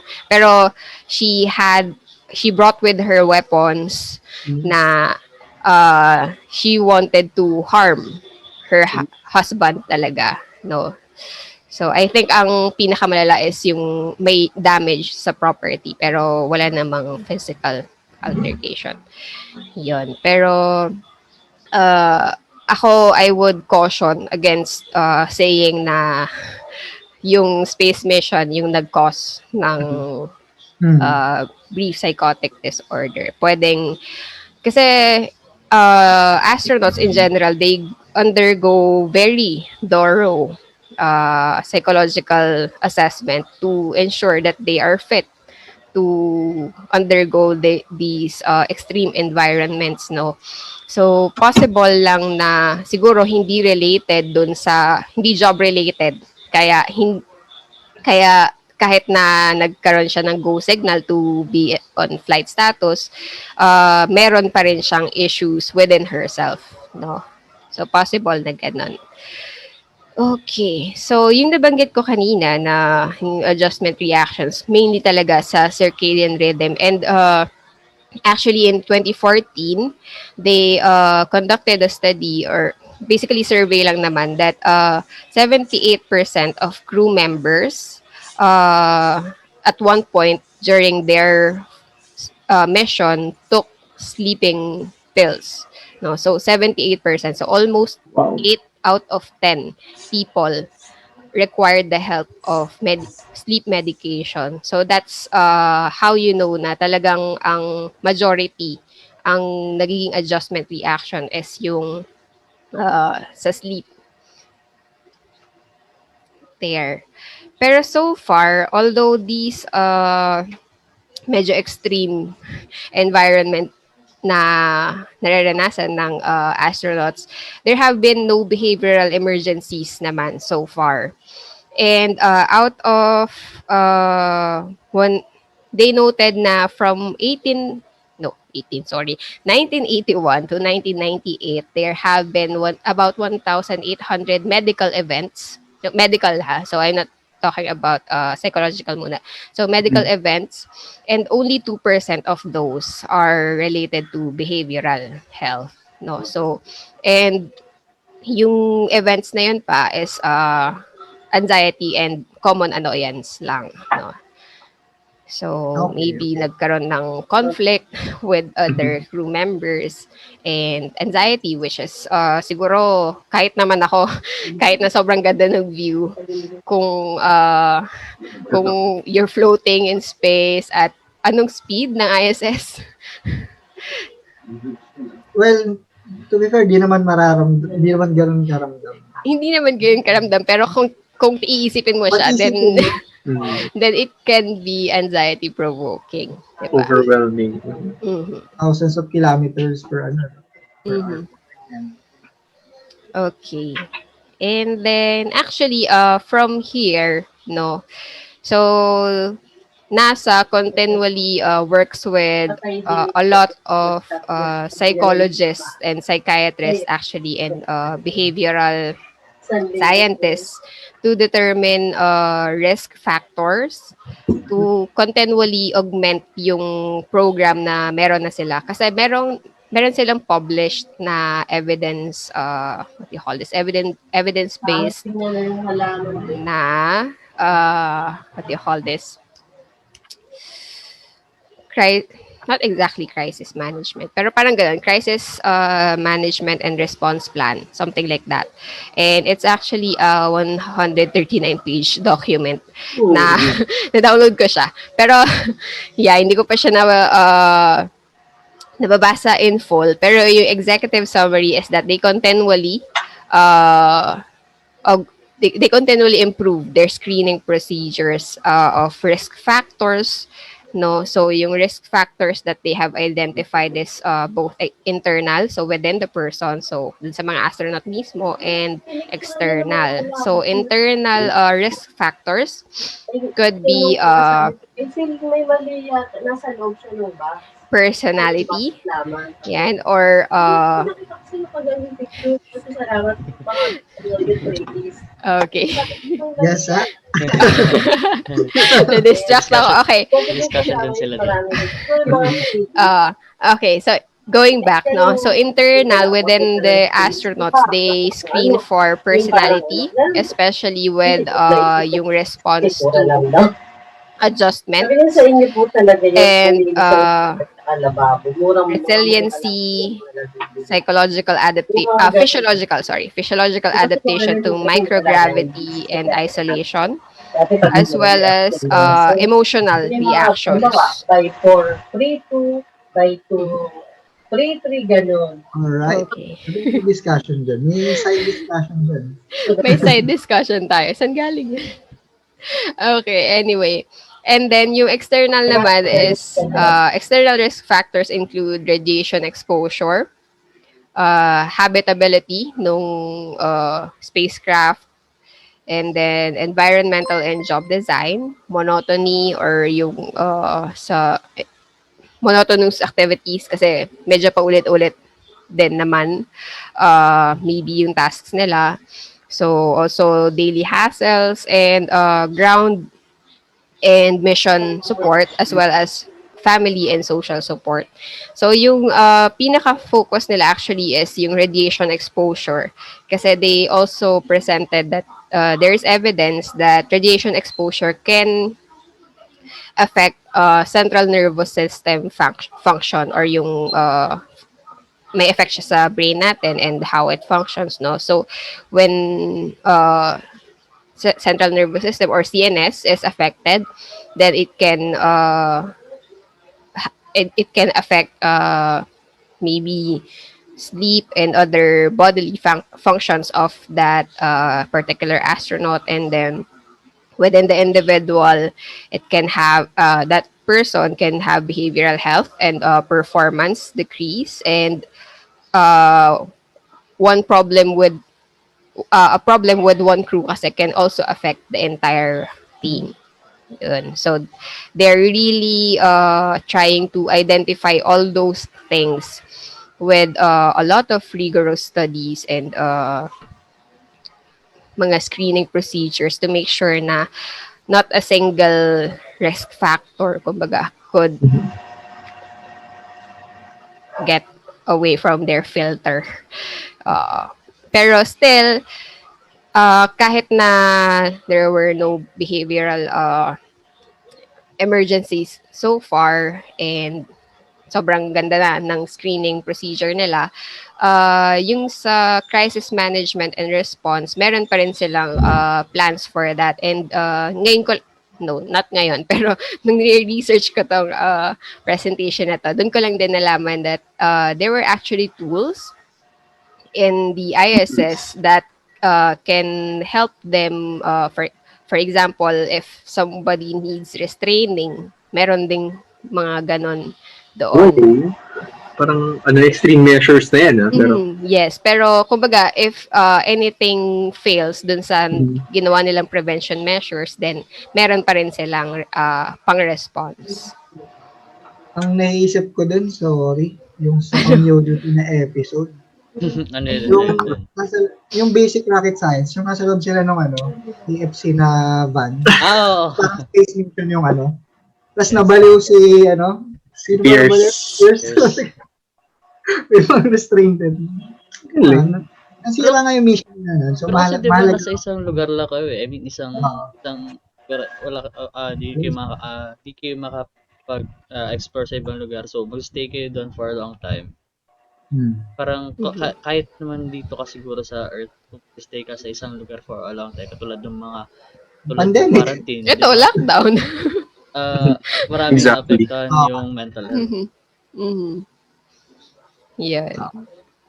So, buti na lang pinag-aaralan na yan ng mga astronauts. No? Kasi nga, in the future, di ba, magiging space travel talaga yung future natin. Di ba? Eventually, kailangan natin umalis sa Earth.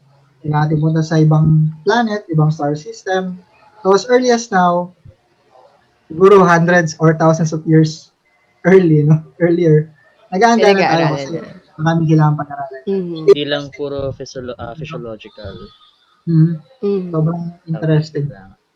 Mhm. Hindi lang puro physics, puro biology, puro chemistry, psychology. Sobrang halaga rin. Okay. Yes. Okay. And definitely. yes, kasi if regardless of how good you are in terms of skills, kung yung social skills mo maybe or coping skills sa mga gantong extreme environments hindi ganun kaganda, or if you're prone to panic, then instead of being able to respond to emergencies, then nagpanic ka na, no? So medyo hindi lang talaga intellect yung tinitingnan. So we can safely say that astronauts are really well-rounded individuals. Yun. So, yun nga, nabanggit din ni KD, no, yung pagiging interplanetary ng human. So, meron na rin study na ginagawa sila. There was an article published by the APA or American Psychological Association back in 2018 pa. So, 2018 pa lang inaaral na nila yung possible na mga magiging problems if we're going to have kumbaga yung station or if we're going to send habitants on Mars. So they're also employing research with that. They're of course wala pang tao sa Mars, pero they're asking astronauts to say kung ano yung mga projected, kasi sila yung nakapunta na sa space eh. So sa tingin mo kung ganito yung 'di ba naranasan na nila yung space missions, if we're going to tweak the conditions similar to Mars, kung padadala ka sa ganong mission, ano yung mga na-foresee mo na problem? So those kinds of questions, and they're also developing or trying to develop at least yung mga responses or how to address those problems. Kasi very problematic talaga yung magiging communication kasi there will be 20-minute delay, 'di ba? So pag nagsabi ka, kailangan ang maririnig mo yung response 40 minutes later. So kahit na anong klase ng conversation, be it casual or serious na topic, then pag ganun yung delay, medyo hindi na ganun ka-clear yung communication. Possible nga na baka nakalimutan mo pa kung ano yung, yung sinabi mo, di ba? So, yung reply nito. Oo. Ikaw mismo, hindi mo na natandaan kung ano yung sinabi mo. So, possible na ganun. So, they recommendations moving forward given these extreme challenges, no? So, ang recommendations ng experts is to increase capacity to screen for risk factors dun pa rin, and even searching for biomarkers. So, kasi yung traits na resiliency, hardiness, or adaptability, walang blood test for this eh. We don't have identified genes for them. So, yung mga there are researchers trying to identify kung possible ba siyang matrace via blood test, 'di ba?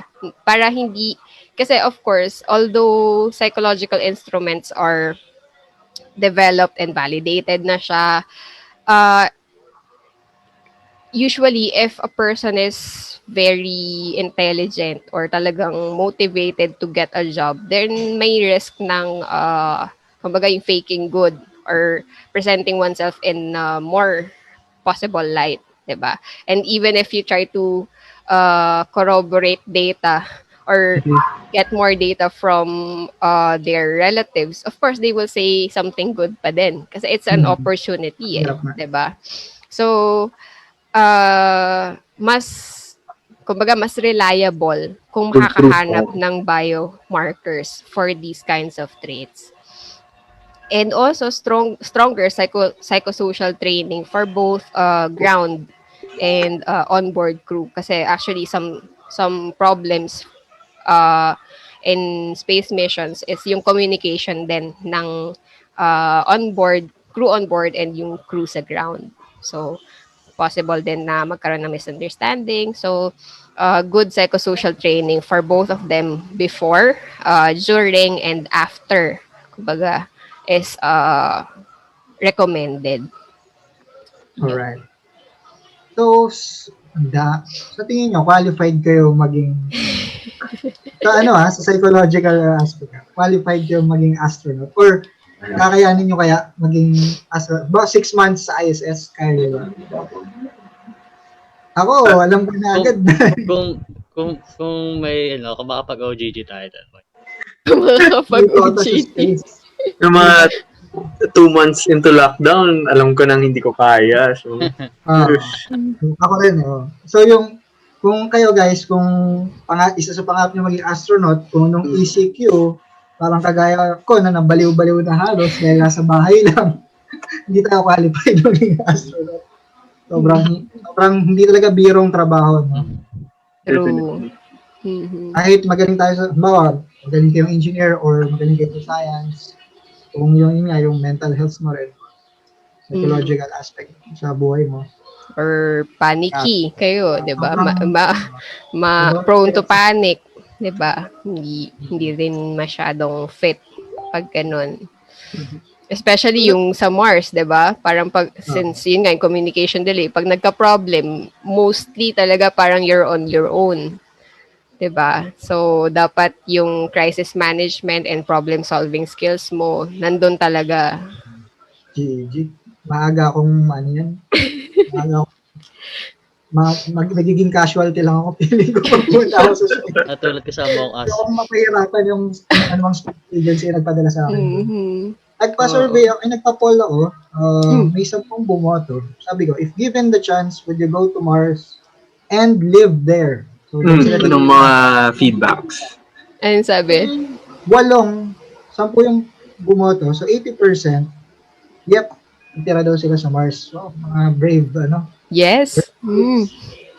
May tatlo. Walang pizza sa Mars, ha? Yun na. Tatlo yung yep, tatlo yung no P. So, may tatlong hindi. So, hindi ko alam kung isa ba ako dun sa bumoto na hindi. So, No with that point, ako hindi rin. Kayo ba? Mars, doon kayo titira. Sure. No. Pauta. No? Walang, Mm. although blue yung sunset doon, mas gusto ko pa rin yung yellow-orange na sunset. Mhm. Tsaka, Parang kahit walang saan meat. ka tumingin doon, same landscape. Tsaka hindi Walang ganun variety. kadami sa Mars. Diba? Kasi ma-dust sa Mars talaga eh. Diba? Mhm. So, Hindi ako pwede doon. May allergy ako. Dito pa nga lang sa Earth eh.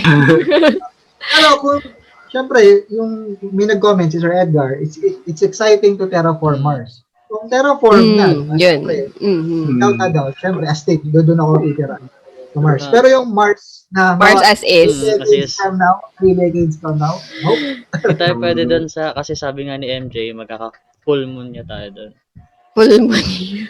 Okay, Pero terraforming is far from the future Oo. pa, eh, no? Sobrang tagal pa kasi nun, Sir Edgar. Exciting. Ayoko maging pioneer. Okay na ako. Pero, paano kung visit sa moon, halimbawa?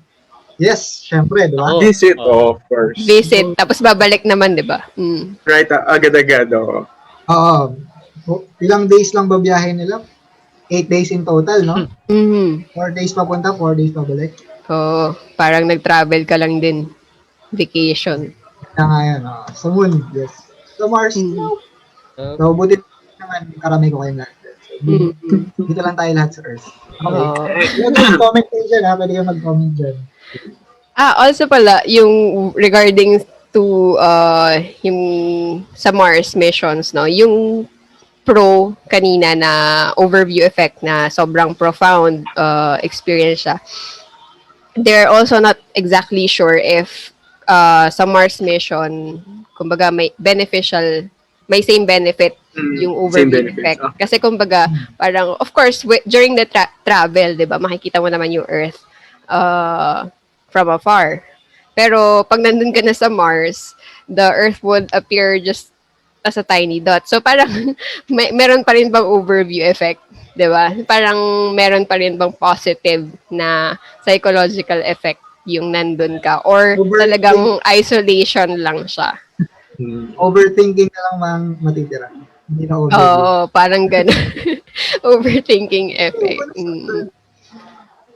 So you see, kahit yung mga ganung possibilities, talagang kino-consider na nila lahat ng angle.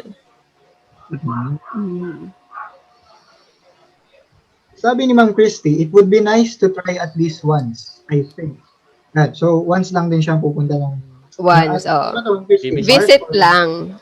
Siguro kahit Mars, pwedeng visit. Pero, babalik din ako. Ayoko na. Kakayanin niya ba? Yung space travel, parang... Yung mas matagal pa yung biyahe mo kasi doon sa pag-stay mo. Oo. Si Perseverance, ilang months? 6 months. Unmanned. Oo. Uy, sama daw tayo sa Artemis mission. Artemis? Hindi ako qualified. May mga pupunta doon, sama sa Artemis. Syempre, may mga trabaho, lahat yun.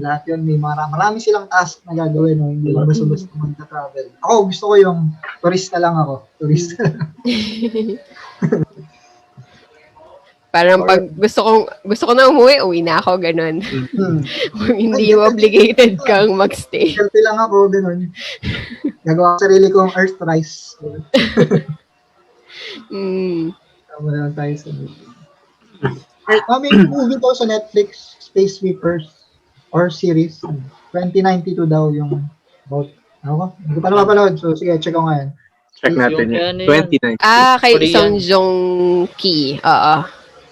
Si Descendants of the Sun. Mr. Song. Descendants of the Sun. Oo. Yung bida doon. Ayun. Terminology na naman. Descendants of the Sun. Oo, di Oo, ba? in fairness. Media. Astronomy pa rin yun. Oo. Oo. Sun. Okay. Mga movie. Currently, meron tayong 7 tanong sa Menti. Okay, sige. sabihin natin yan. Oo. Sige. Para Baka naman wala ano. na tayong time. Wala na rin akong topic actually. Yan na yun. Okay, so sakto, no? Sige, tackle natin tong 7 questions. So una, does the moon really affect our mind? I feel like na-tackle mo na to, pero what are your thoughts? Siguro in terms of yung, when you view it, it can be a positive experience, no? Pero in terms of affecting your mind na it can cause disturbance, and you siguro not directly unless you associate the moon with something that is negative. Siguro a traumatic experience na nangyari during full moon, something like that. Pero the moon itself, wala siyang effect on the mind and behavior of humans. Yeah. Okay. I think matatouch nito yung second question. Could the sky affect our own perspectives in life? Well, your perspective in life is yours to determine. So if you let if you let the sky affect your perspective, like for example, yun nga, from stargazing, you realize these things, and then you decided for yourself that you have changed some things in your value system, then yun, pwedeng ma-change yung perspective mo. Subjective, no? Subjective Yes, itong that's your experience. decision kasi. Okay, ito. I think magandang question. What can you say about astrology being more mainstream than astronomical understanding? KD, ang ating resident. Ayan, okay.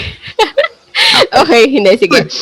Yung, di ba kanina, yung nabanggit natin na yung sky is used as a prediction of events. So, yung astrology is actually a jump in logic na, although erroneous jump yung logic na, since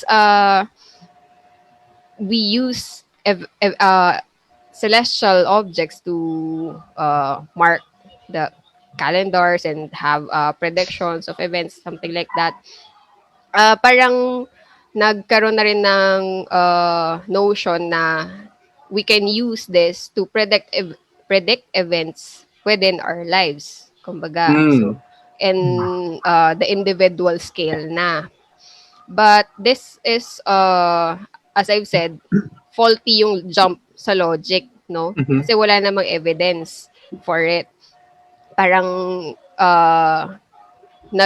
in-extend mo na lang since napapredict niya yung mga bagay sa nature, then mapapredict niya yung mga bagay sa buhay ko. So parang ganon, in-extend na lang siya pero walang evidence for it. And then, as we always say, astrology is a pseudoscience. Wala siyang scientific merit talaga, no? And kaya lang siya nagper-persist and kaya lang siya nagiging mainstream is because yung nabanggit ko rin kanina, yung tawag dito, when there are things that we cannot predict, then it causes anxiety. So, when we have astrology saying na ito yung mangyayari sa gantong araw, or when you do this, ito yung magiging result, then somehow you have this sort of parang predictable na yung mangyayari. You don't have to fear for the unknown. Kasi ang reality naman is, we don't know what will happen in the next second. Diba? We don't know what will happen in the next hour. And when you overthink about that, nakaka-anxious siya talaga. And so, we can say that astrology is sort of a coping mechanism Although uh, Questionable. I will not say if it is a healthy or unhealthy coping mechanism kasi it's a highly subjective 'di ba? Pero kung i-judge natin yung scientific merit, then walang scientific merit ang astrology. And then ano pa mo sasabihin ko sa astrology? Yun. Parang feeling lang natin na pag nabasa natin yung statements sa astrology, 'di ba? Parang it applies to us. Ganto ko. O parang it's may psychological explanation din doon kasi yung astrology statements are actually very general that it can actually apply to anyone, no? So this is called the Barnum effect, no? Yung sa ano yan, di ba? Yung sa The Greatest Show. Yun. P.T. Barnum, tama? Yes, P.T. Barnum. Yeah. Greatest Showman? Yung si Hugh Jackman, tama ba? Okay. Pero yun lang yung inspiration doon. Pero parang comedian ba? Pero may show may totoong tao talaga si Barnum. Okay. Yan. And yan. Yun yung parang kaya na iisip natin na it's applicable to us kasi it's applicable to anyone else. Sa sobrang vague, no? Lahat, sobrang vague niya. Kahit sinong makakabasa nun, pwedeng maging ma-accept yon as true for them. And then also, yung mga prediction sa events, usually confirmation bias na lang siya eh. Confirmation bias is yung attention mo nandun sa details or events na nakakapag-confirm dun sa pinaniniwalaan mo na. Diba? So for example, may astrological prediction for you na mamalasin ka today. Everyday naman may nangyayaring positive and negative, 'di ba? Parang pagkagising mo pa lang positive na 'yun buhay ka pa rin, 'di ba? So something like that. And then may nangyaring negative. So yung attention mo nandun na sa nangyaring negative kahit na may marami namang positive na nangyari, like nagising ka, may kinakain ka pa rin, and all these positive kumbaga blessings that you have. Okay. Daming thoughts ni Sa on astrology I like. No? Pero I guess yung main takeaway ko no is may like may coping mechanism siya, and it goes back to our tendency to structure and order. Yes. And explain things. This is nice. Di ba? I mean, wala lang. It's nice to understand na may human nature yung pinanghuhugutan natin ng belief. Ito, interesting question din. How about po the belief about that the earth is flat? Saan po ito belong? Sa geocentrism, heliocentrism, egocentrism, or maturity po? It's a bit hard. Mahirap sabihin oo. Mahirap sabihin actually. Pero, kasi, hindi ko nire-research kung ano yung ano yung kumbaga beliefs ng flat earth. Pero there was this what do you call this? Parang may series sa YouTube ako napanood. Ang title niya Middle Ground ata. And then ang isa YouTube series na 'yon, ang ginagawa nila is they kasi since middle ground siya, no? So, controversial topics, and then they ask people who believe this side, and then people naman who believes the other side. So, merong scientists versus flat earthers. Yun. So, ang nakuha ko doon is that ang belief nila is parang, kumbaga, yung tama ba? Nire-recall ko kasi. Go lang. Yung celestial objects nagre-revolve sa Earth pa rin. So, parang to a certain degree, parang ano pa din yun parang geocentrism. And hindi ko ma-explain ng maayos kasi I'm not that familiar with Flat Earth Society. Pero Flat Earth Society talaga. Flat Earth believers. Pero, siguro kung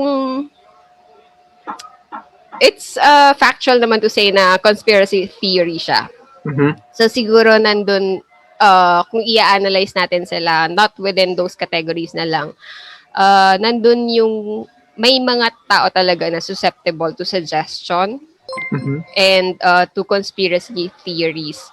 So, I don't have the facts right now, pero may mga personality traits, I think, and other factors within the person na identified na kung sino yung would be susceptible to conspiracy theories. May Kasi, comments si MJ. Ay, ay, sorry sa. sige, actually, eto, konti na lang naman. Kasi yung conspiracy theorists, yung nag-spread ng mga ganun, actually, they also take advantage of the people they try to convince. So, yung mga ganun, naaaral na din yan. Buti sinabi mo yun sa, ano, tungkol yung sa moon landing conspiracy, yung nasabi na fake daw yung moon landing. Fake daw, oo. Yung mga nagpakalat na fake yun, parang, di ba, may conspiracy na kumakalat na gano'n. So, may mga tao na pinagsamantalahan yun, gumawa sila ng books, nagbenta sila ng mga books. So, sales, bakit sa tingin diba? nila, fake yung ano. So, pinagkakitaan. Usually, Iba naman, ganyan naman talaga. Di ba naman, kung wala mang pera na involved, sisikat sila. Diba? Sabi rin ni MJ, yung nababasa niyang reasoning daw ng mga flat earthers is yung lived experience nila. So, sa tingin daw niya, pasok daw yun sa Egocentrism. Possible. Kasi, kumbaga, confined dun sa kung ano lang yung experience nila and then they reject everything that says otherwise.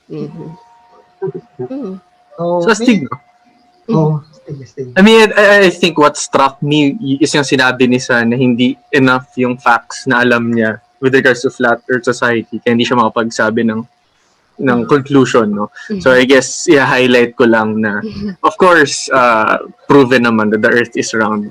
hindi na debatable yan.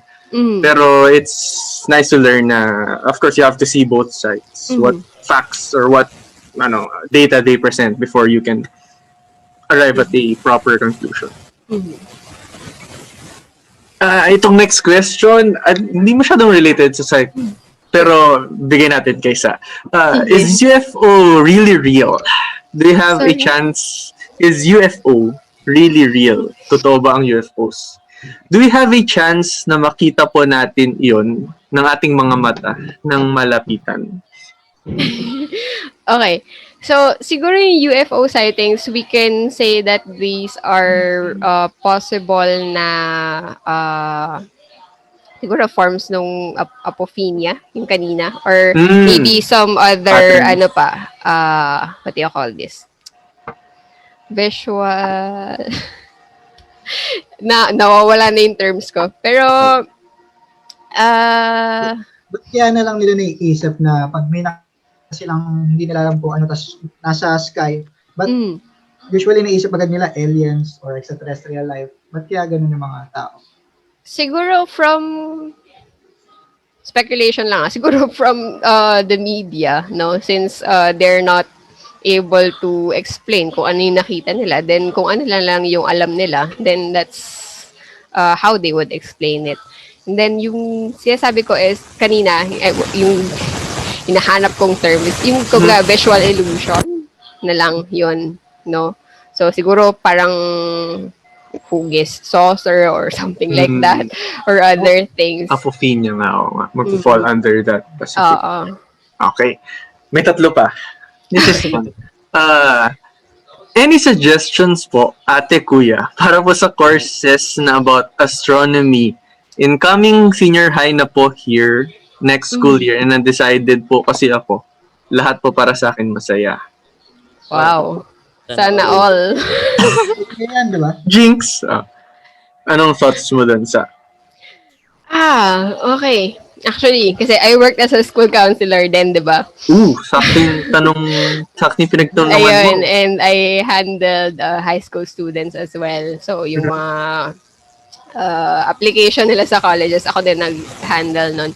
So, basically, since you want to work, I guess, or learn about astronomy, try to figure out kung ano exactly, ano yung area Like, kasi 'di ba from this series, makikita mo na even as a psychologist, you can be working with as astronomer, as astronauts. Astronauts din, no? Sorry, astronauts. So, instead na ikaw yung pupunta doon, then you will help people be more fit to So travel. there. Mhm. 'Di ba? Or you can go to siguro yung fields nyo rin, 'di ba? Physics and merong astronomy talaga. So figure out kung ano yung anong area yung gusto mo i-concentrate para malaman mo kung ano yung gusto mong maging course. And kasi actually when it comes to science or the sciences are very interdisciplinary siya. So you can study one thing and then for maybe for your graduate school or higher learning pa or maybe your experience, pwedeng hindi siya ganun ka commonly related or not really related pero hindi siya yung common na path, 'di Mm. ba? So pwedeng for example, ito yung sa psychology, parang usually, 'di ba, pag psychologist more on yun nga, counseling, psychotherapy, ganyan. Pero walang masyadong space psychology. Parang are you getting what I mean? Nawawala na yung counseling skills ko. Okay. So yan, just figure out the next step. Yun yung gusto kong iparating. Figure out the next step kung ano yung gusto mong malaman for the next 4 years. Yeah. Kasi if you're going to overthink about yung destination mo na kaagad, it can change eh. It can change. Yeah. Or if 4 years is too far ahead of time, 1 year is fine. You can always shift. Oo. Pwede rin naman. Pero, yeah. Mhm. Okay. Mga next questions, basahin ko na lang din since nag-asa. Sure. Ano po gamit niyong site or software sa pag-live stream niyo sa Facebook? Bri? Bri? Quick answer. OBS. OBS. OBS. And then yung layout is from Stream Elements. OBS Stream Elements. And lastly, how can psychology help in studying ethnoastronomy? Ethnoastronomy. Actually, kasi there are, di ba, different areas in psychology naman. And I think, meron, not sure if you're familiar, pero siguro hindi kayo familiar. Pero there's this thing that we call, not really we call, pero merong field within psychology na psikolohiyang Pilipino. No, so that is the psychology of Filipinos talaga, no. So kumbaga from that perspective or that field or subfield, yung personality traits, yung definition ng intelligence, and all the other psychological constructs are very parang ethnoastronomy, no? Developed siya within the Philippines. So it's very cultural. So I think from that, pwede nating makita yung siguro values and more on the culture of Filipinos and culture. What do you call this? Filipinos, yung tribes from before, and ano yung naging role ng culture nila dun sa mga siguro constellations na na-identify nila. So, yun yung nakikita ko ngayon. Alright. Thesis idea na naman ata yan. Okay. Pwede. Thank you, sir, for answering all our audience's questions. Sure. So yun ng lahat sa Menti. KD, meron ka bang madadagdag sa FB? Pinagtanong lang kanina kung may radiation daw ba sa space. Yes, meron. Yung iba galing sa sun, yung iba galing sa other part, yung mga galing sa outside the solar system, di ba? Guys, mga supernova, iba pang mga quasars, mga ganun. Sobrang lalayo, pero malayo nararating din naman ng mga yun. Wala naman titigil sa kanila. Walang traffic sa space, no? Tapos, question ni Ma'am Keisha, ano ba yung connection kapag may, yung sa full moon to kanina, no, I guess nasagot na, pero discuss ko na lang din. Mhm. Wala pong, ay marami pong studies na nagsabi na walang kinalaman yung full moon sa mga, sa lunacy talaga. Ayun. Sa mga hindi mapakali, nababaliw, or whatever, mga ganun. Yung gumagawa ng masamang bagay, pag marami daw krimen, pag full moon, marami ng study na nag-debunk nung Mhm. concept na ano. Actually, if I may add, I think, nakalimutan ko kung anong study, pero actually with regards to full moon, mas less nga yung crimes kasi mas maliwanag. Liwanag. Okay. Mhm. Nice. That makes sense. Tapos, well, mentioner lang si Tenzin. Sabi niya, hashtag, the fault is not in our stars. Okay. Nice one. Mm. Nice. Richie. So, addition ng, missioner lang din na quote si Julius about astrology kanina kasi yung medyo napasarap yung discussion natin doon. Horoscopes are consciously designed to be so vague that they could apply to anybody. Yan. So, ginaya tayo ni Carl Sagan. Sinabi mo yun sa, di ba? Ginaya ka ni Carl Sagan. Mm. So, parang gaya yun. Tapos ito, interesting. Sa flat earth kanina, sabi ni Maria Victoria, yung isang babae daw dun sa middle ground, yun ba yung pinanood mo siya? Yeah, pero medyo matagal na kasi, so hindi ko Yung na nasa flat natatandaan. earther side daw, widow daw siya, tapos yung husband niya, flat earther. So, balik, ito niya ipagpatuloy na simula nung namatay niyang asawa. Mm. So, yan, pinaalala ni Ma'am Malu, yung supporter natin, na merong documentary na Flat Earth Society, about Flat Earth Society, yung Behind the Curve. Yes. Okay. Ano ba yan? Sige. Panoorin ko Check para malaman natin. ko na rin. Behind the Patunayan curve. nilang mali sila. The fault is it na, sabi ni MJ. Yay, MJ! Okay. Kota ka na for tonight. Naitawid. Kotang-kota na. Patunayan, ha? So anyway, Okay, so, go, Pab, go. sorry, time check lang. 9:12 na. Like we're Wow. 12 minutes over time. Pero Okay. ako, okay pa ako. I mean, Okay. just checking you guys. Mm. Do you Okay think pa we naman should ako. wrap up? Or Maybe, sila right? ba? May 40 plus viewers pa rin tayo. May 40 plus pa? Okay. Okay. Wrap up na ba? So, parang nabasa ko naman na lahat ng questions. Comment na kayo, nakaboses mo daw sa si Beauty Gonzalez. Wow. Sino? Si Beauty. Beauty Gonzalez. Hindi ko siya kilala eh. Hindi ko rin kilala. Hindi, kaboses ni Beauty Gonzalez, isa. Okay. Okay. Nice, Bray. Pinaliwanag pa ni MJ yung joke niya. So anyway, Alright. nilagay ko pala sa Menti. Well, if may nag-check pa ng Menti dyan, nakalagay na sa next slide. So dito, we're asking for comments and suggestions. Like, if meron kayong request na field to tackle in future episodes, para, alam mo yun, maghanap kami ng people to discuss that field. So, feel free to Alright. share your thoughts. Anyway, baka may, ano ka pa, present ka pa. Siguro yung as suggestion, hindi kasi yung study ko, diba, about time perception. Pero very technical siya, inaaral ko pa din hanggang ngayon. And siguro after na lang ng thesis ko, pag natapos ko na yun, Sige, tsaka sige. pwedeng gumawa ng bagong, kumbaga, episode. I-guess ulit natin si Sa. Not me. Basahin nyo na lang yung study. Alright. Okay, pero yeah, yun. Kasi nabanggit ko kanina yung sa sleep disturbance, ganyan.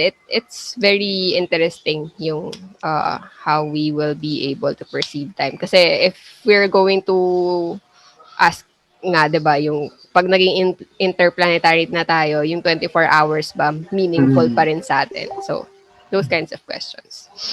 Questions that hindi ko man lang naisip ever, pero wow, profound. I like. Okay. Ayan. So, siguro final words na lang. Share ko lang din yung ito. Yung, diba? Very familiar naman tong picture na to. And sana malinaw yung stream nila para kita pa rin yung pale blue dot. And also the quote by Carl Sagan na, yun, the cosmos is within us. We are made of star stuff. And we are a way for the universe to know itself. And if I may extend on this, as we know more about the universe, we also know more about ourselves. Oh, Yun. sige, Yan sige. lang. Full circle. I like. Yep. And na... Yay! Thank you, Sa. Maraming salamat. So yun guys, dyan nagtatapos yung Asterism episode natin, Astronomy and Psychology. Munti ko naman sabi, Astrology. And Psychology. Okay. Astrology. Nako, Freudian slip yan, ah. Astronomy, Sabi na resident ka talaga eh. Man and the Universe. Shout out, Brian. Astronomy and Psychology. Diyan nagtatapos yung episode natin, guys. Hopefully, marami kayong natutunan. Pasalamatan natin si Ma'am Sa. Wow, ma'am. Sarah Telesnino. Thank you, Sa. Okay. Revolution per minute. Sure. Yan, chat kayo dyan, guys. Kung may gusto kayo sabihin kay Ma'am Sa, bago tayo magpaalam sa... Bakit may ma'am? Ma'am. Teacher ka ngayon. Hindi na ako teacher. Kasi, kaya pala ako ma'am, may nabasa akong comment niya. Thank you very much, Ma'am Sarah and Pascom.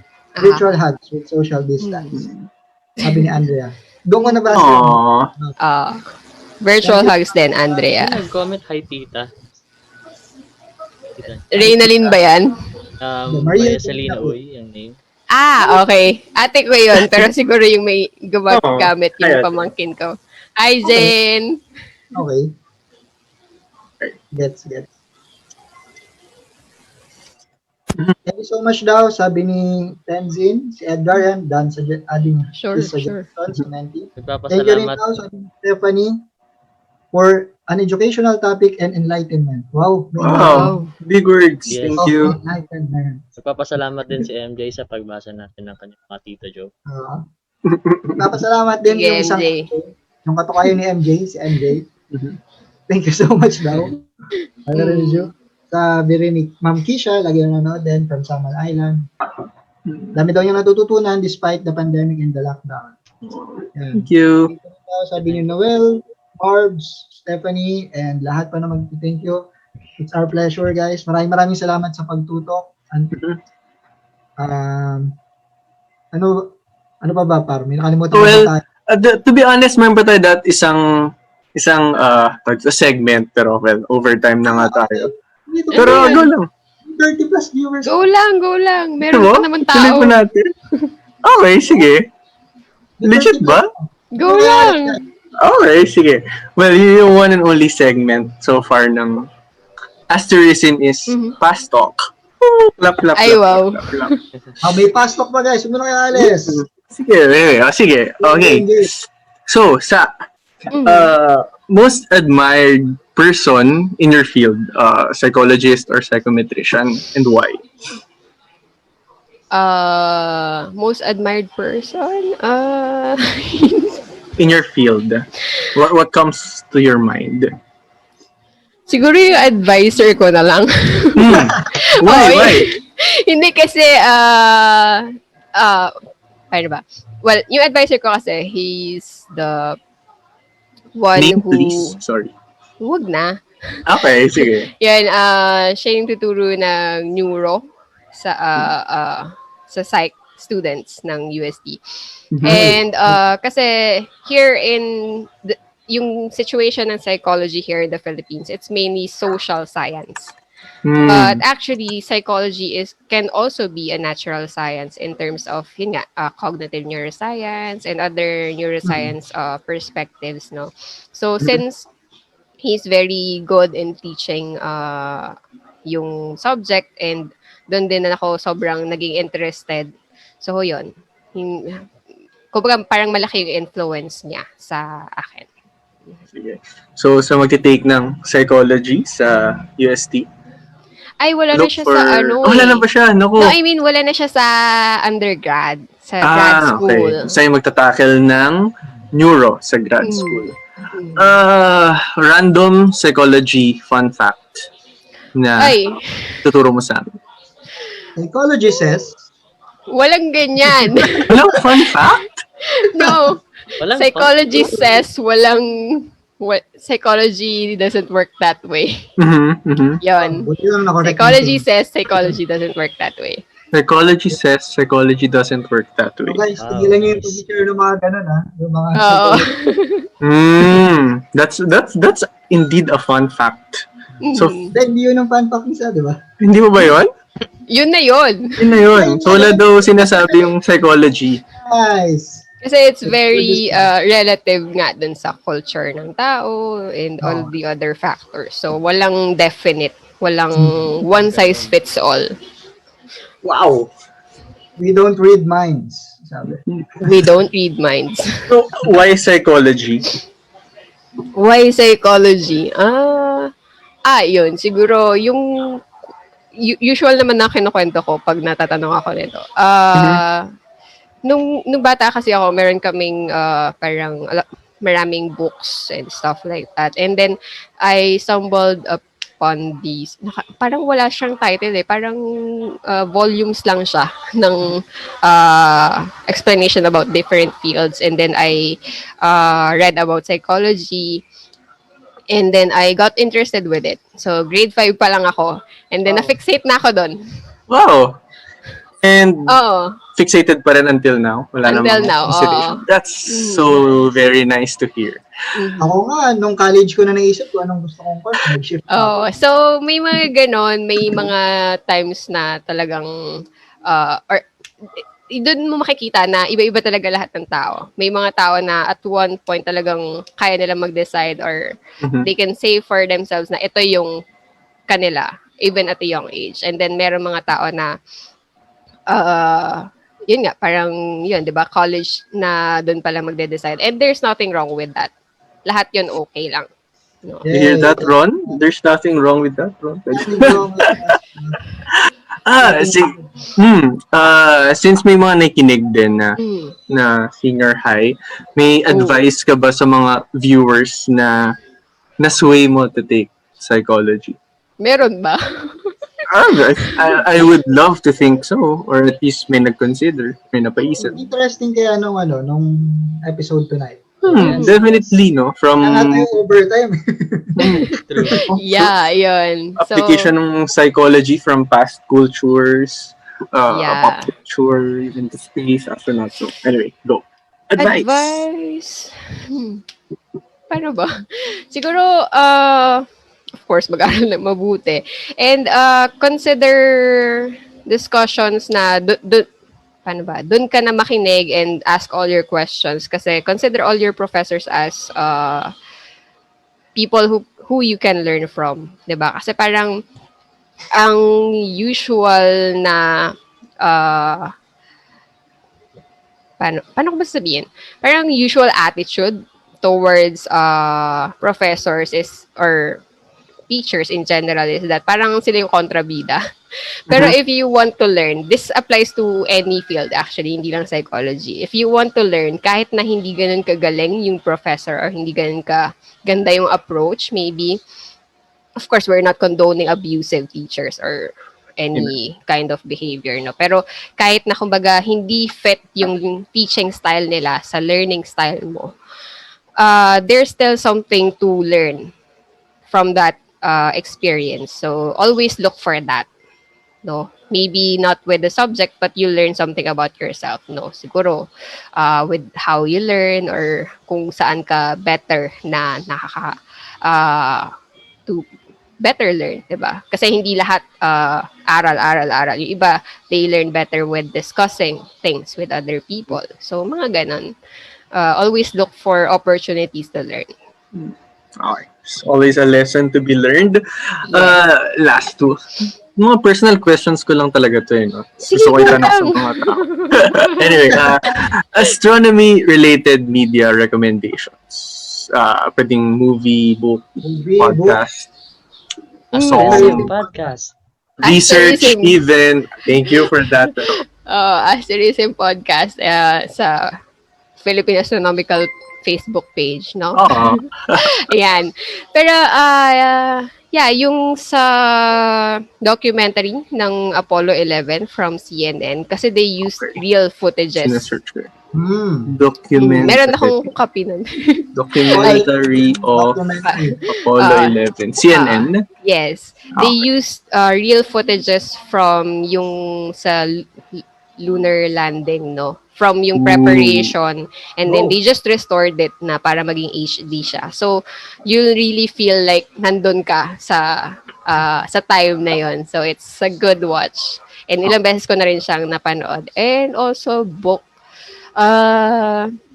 Favorite ko kasi yung Cosmos. Carl Sagan. Every January actually, around, not exactly New Year, pero siguro first week ng January, I will try to read one chapter or some of it to recall. Yun, and parang reflect lang din sa yung mga wonders of the universe, mga ganyang pagmumuni-muni, kumbaga.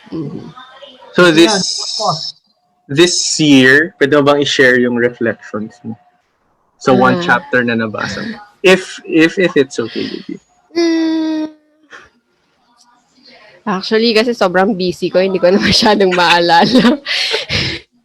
It's Hindi okay. kasi sobrang dami kong reports na ginagawa. Nagtatapos na kasi ako ng internship. So, yeah. But Anyway. thank you for still making time to attend Asterism. Okay lang. And it was a good, kumbaga parang breather ko na rin. Oh, that's So, nice. that's okay naman. And siguro yun nga, no, yung parang reflection from the past year na ito, 2020, we're blaming 2020 for parang tama ka na 2020, pero hindi naman kasalanan ng 2020, di ba? Number lang naman siya. Nagkataon lang na talagang bumuhos sa kanya yung mga negative na nangyayari. Pero from that, siguro yun nga, yung similar to mga sinabi ni astronaut Scott Kelly, no? Since nandito lang tayo sa quarantine, so parang minsan nagkakaroon ng inisan between family members kasi nagkakasawaan na laging nandyan. Kumbaga, so yun lang. We might think na parang nakakainis, nakakasawa, pero let's try to siguro restructure this inis positively and just cherish those family members or kung sino man yung kasama nyo ngayon within this quarantine kasi ayun nga, not to be too grim about it naman, we're in a pandemic, diba?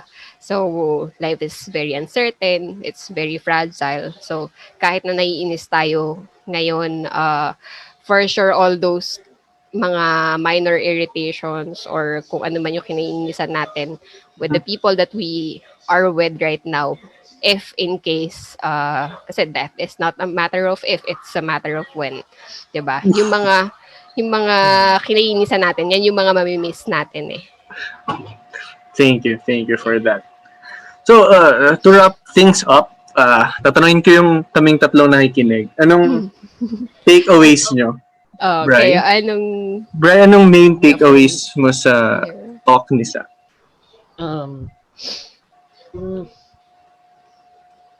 Yung Google si research Brian. na Google. yung Yo. Brian. na yun nga meron ng study para doon. So parang mas papatunayan pa na pala sa word na mapapatunayan, mas kakahanap pa tayo ng kung paano natin ma-address yung mental health and to know that yung possible ways to address that is by stargazing is something na nakakatawa kasi diba parang yung dati lang na ginagawa natin is yung ginagawa natin for the previous years is wala lang for fun lang. pero yung pala nakakatulong siya sa ibang tao. Thanks, Bri. Kids? Ayun, parehas kami ni Brian ng gaya. What Brian said. Hindi sa akin. Yun, actually, parehas nga kami. Sobrang na-appreciate ko lang din yung na di ba tayo sa PAS, syempre tayo nag-organize ng mga stargazing camps for the public. Parang nung nalaman ko itong mga research na yung stargazing hindi lang basta-basta na leisure lang na wala lang, trip mo lang tumingin sa stars, interesting ka lang. talagang may real benefits sa mental health or kahit relatively young pa lang yung study, di ba? Not sure tayo na it changes perspective, di ba? So, na-appreciate na tayo yung nag-organize nun. So, parang in a way, tayo yung nagparamdam sa public na yan. May naalala akong message dyan actually na isa sa mga unang lecture.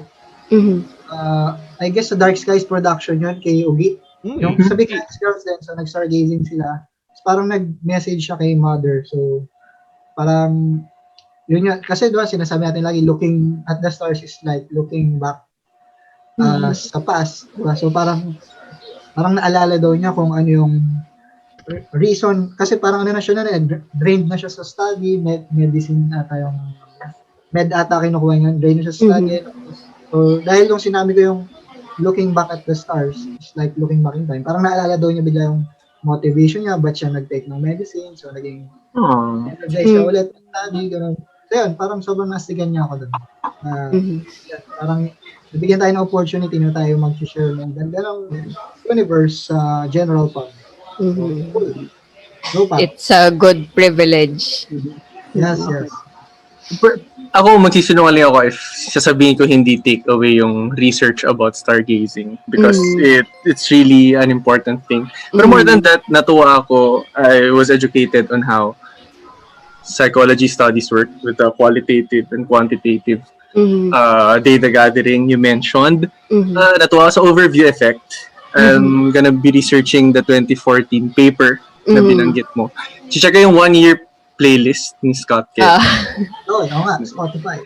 And the Skywalker metaphors in language, how it manifests. And I think yung most important for me was, well, besides the research, is yung the human tendency to structure and order.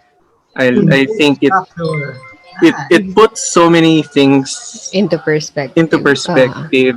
So yeah, thank you, Sa. Sure. Glad to share those knowledge with you. So yun, final ano lang pala, as thank you from past. Kinonsult ko na to kay KD before. Yung thank you token namin sa mga guests ng Asterism is a free camp. So you get a free camp whenever, camping season returns. Okay, so, thank you. Na hindi mo kailangan maging passy. So you get to enjoy the Wow. as a party. So hindi na ako mag-iinit ng tubig. Ay, hindi. Nag-miss pa baka walang sumama pag nalaman nila nag-iinit ng tubig yung volunteers. Pero yun. Ay, hindi, pero na-enjoy ko naman yun. So I feel that I have a important task. So yun, you get your free camp whenever. Yay! Pwede mo i-avail yan whenever. Only Brian knows, I think. Pero, wala namang expiration. So, yeah. Thank you. Yay. And I guess that's it for me. I leave the final words to KD since NEW. Ayun, maraming salamat guys ulit sa pagtutok. Sorry na fake news kayo kanina sa pag-thank you ko. Hindi pa pala tapos. Sorry. Pa rin ng viewers. Game daw sila eh. Nakalimutan ko para sorry. Nakalimutan yung segment natin. Yun ang alam segment natin. Nakalimutan ko. Alright. Pero maraming salamat guys sa panonood. Maraming salamat sa lahat na nag-avail ng supporters. Maraming salamat sa mga nag-donate at sa mga mag-donate dahil kailangan talaga ng Philippine Astronomical Society. See you sa next episode, pero yung next episode namin, Asterism, abangan nyo, baka sa March. So, bukas, February 14, ay isang napaka-special na araw, no? So, diba? Sobrang special ng February 14 ngayong taon. Kasi yun yung beginning ng National Astronomy Week. So, February 14 to 20, meron kaming lectures gabi-gabi. Okay? Tapos, iba-iba yun. About space, about astronomy outreach, astronomy for beginners, space exploration, space weather, sobrang dami yung matututunan. Telescopes, astrophotography, lahat na yan matututunan nyo ngayong linggo. Guys, bukod sa matututunan kayo, ipopost namin bukas, meron pa tayong telescope giveaway. At mag-fill out ng attendance, ipopost natin kada Facebook Live, gabi-gabi. simula bukas. Okay? So, now na. O nga, now na. Anong oras pala? Oras, KD. Oo, tama. Bukas, 5:30 p.m. yung talk, pero syempre, Oh. opening 5 p.m. tayo mag-start. Mhm. Tapos, pwede nyo check yung schedule of events na post na ata natin sa page ngayon. And then yung list of 7 topics, saka kung ano pa yung iba nating events. May quiz night sa Saturday. Mhm. Okay, so abangan nyo rin yan, guys. Ayun, basically, nanonood lang kayo, pwede ka manalo ng telescopes. Marami pa kayong matututunan. Win-win, no? So, see you guys sa lahat ng live natin. Abangan nyo yan. Yes, February 14, Edgar, to 20, ang National Astronomy Week. Pero hindi taon-taon Feb 14 to 20. Third week of February. Yun yung National Astronomy Week. Yan. Check nyo yung page natin. Tama, abangan nyo lagi. So yun, may mga nagpapasalamat sa iyo. Ang dami. Sila Monique, sila Julius. Excellent stream as always daw. Thank you po. Marami daw You're po welcome po. So, and I will cherish and treasure it. Sabi nga, wow. Daming na-enlighten talaga sa'yo sa lagi nakasubscribe. Okay. So, yun lang, no? Maraming salamat, guys. See you tomorrow at sa buong linggo at sa susunod. See you tomorrow. Stay safe, keep looking up, and clear skies. Bye, guys. Bye-bye.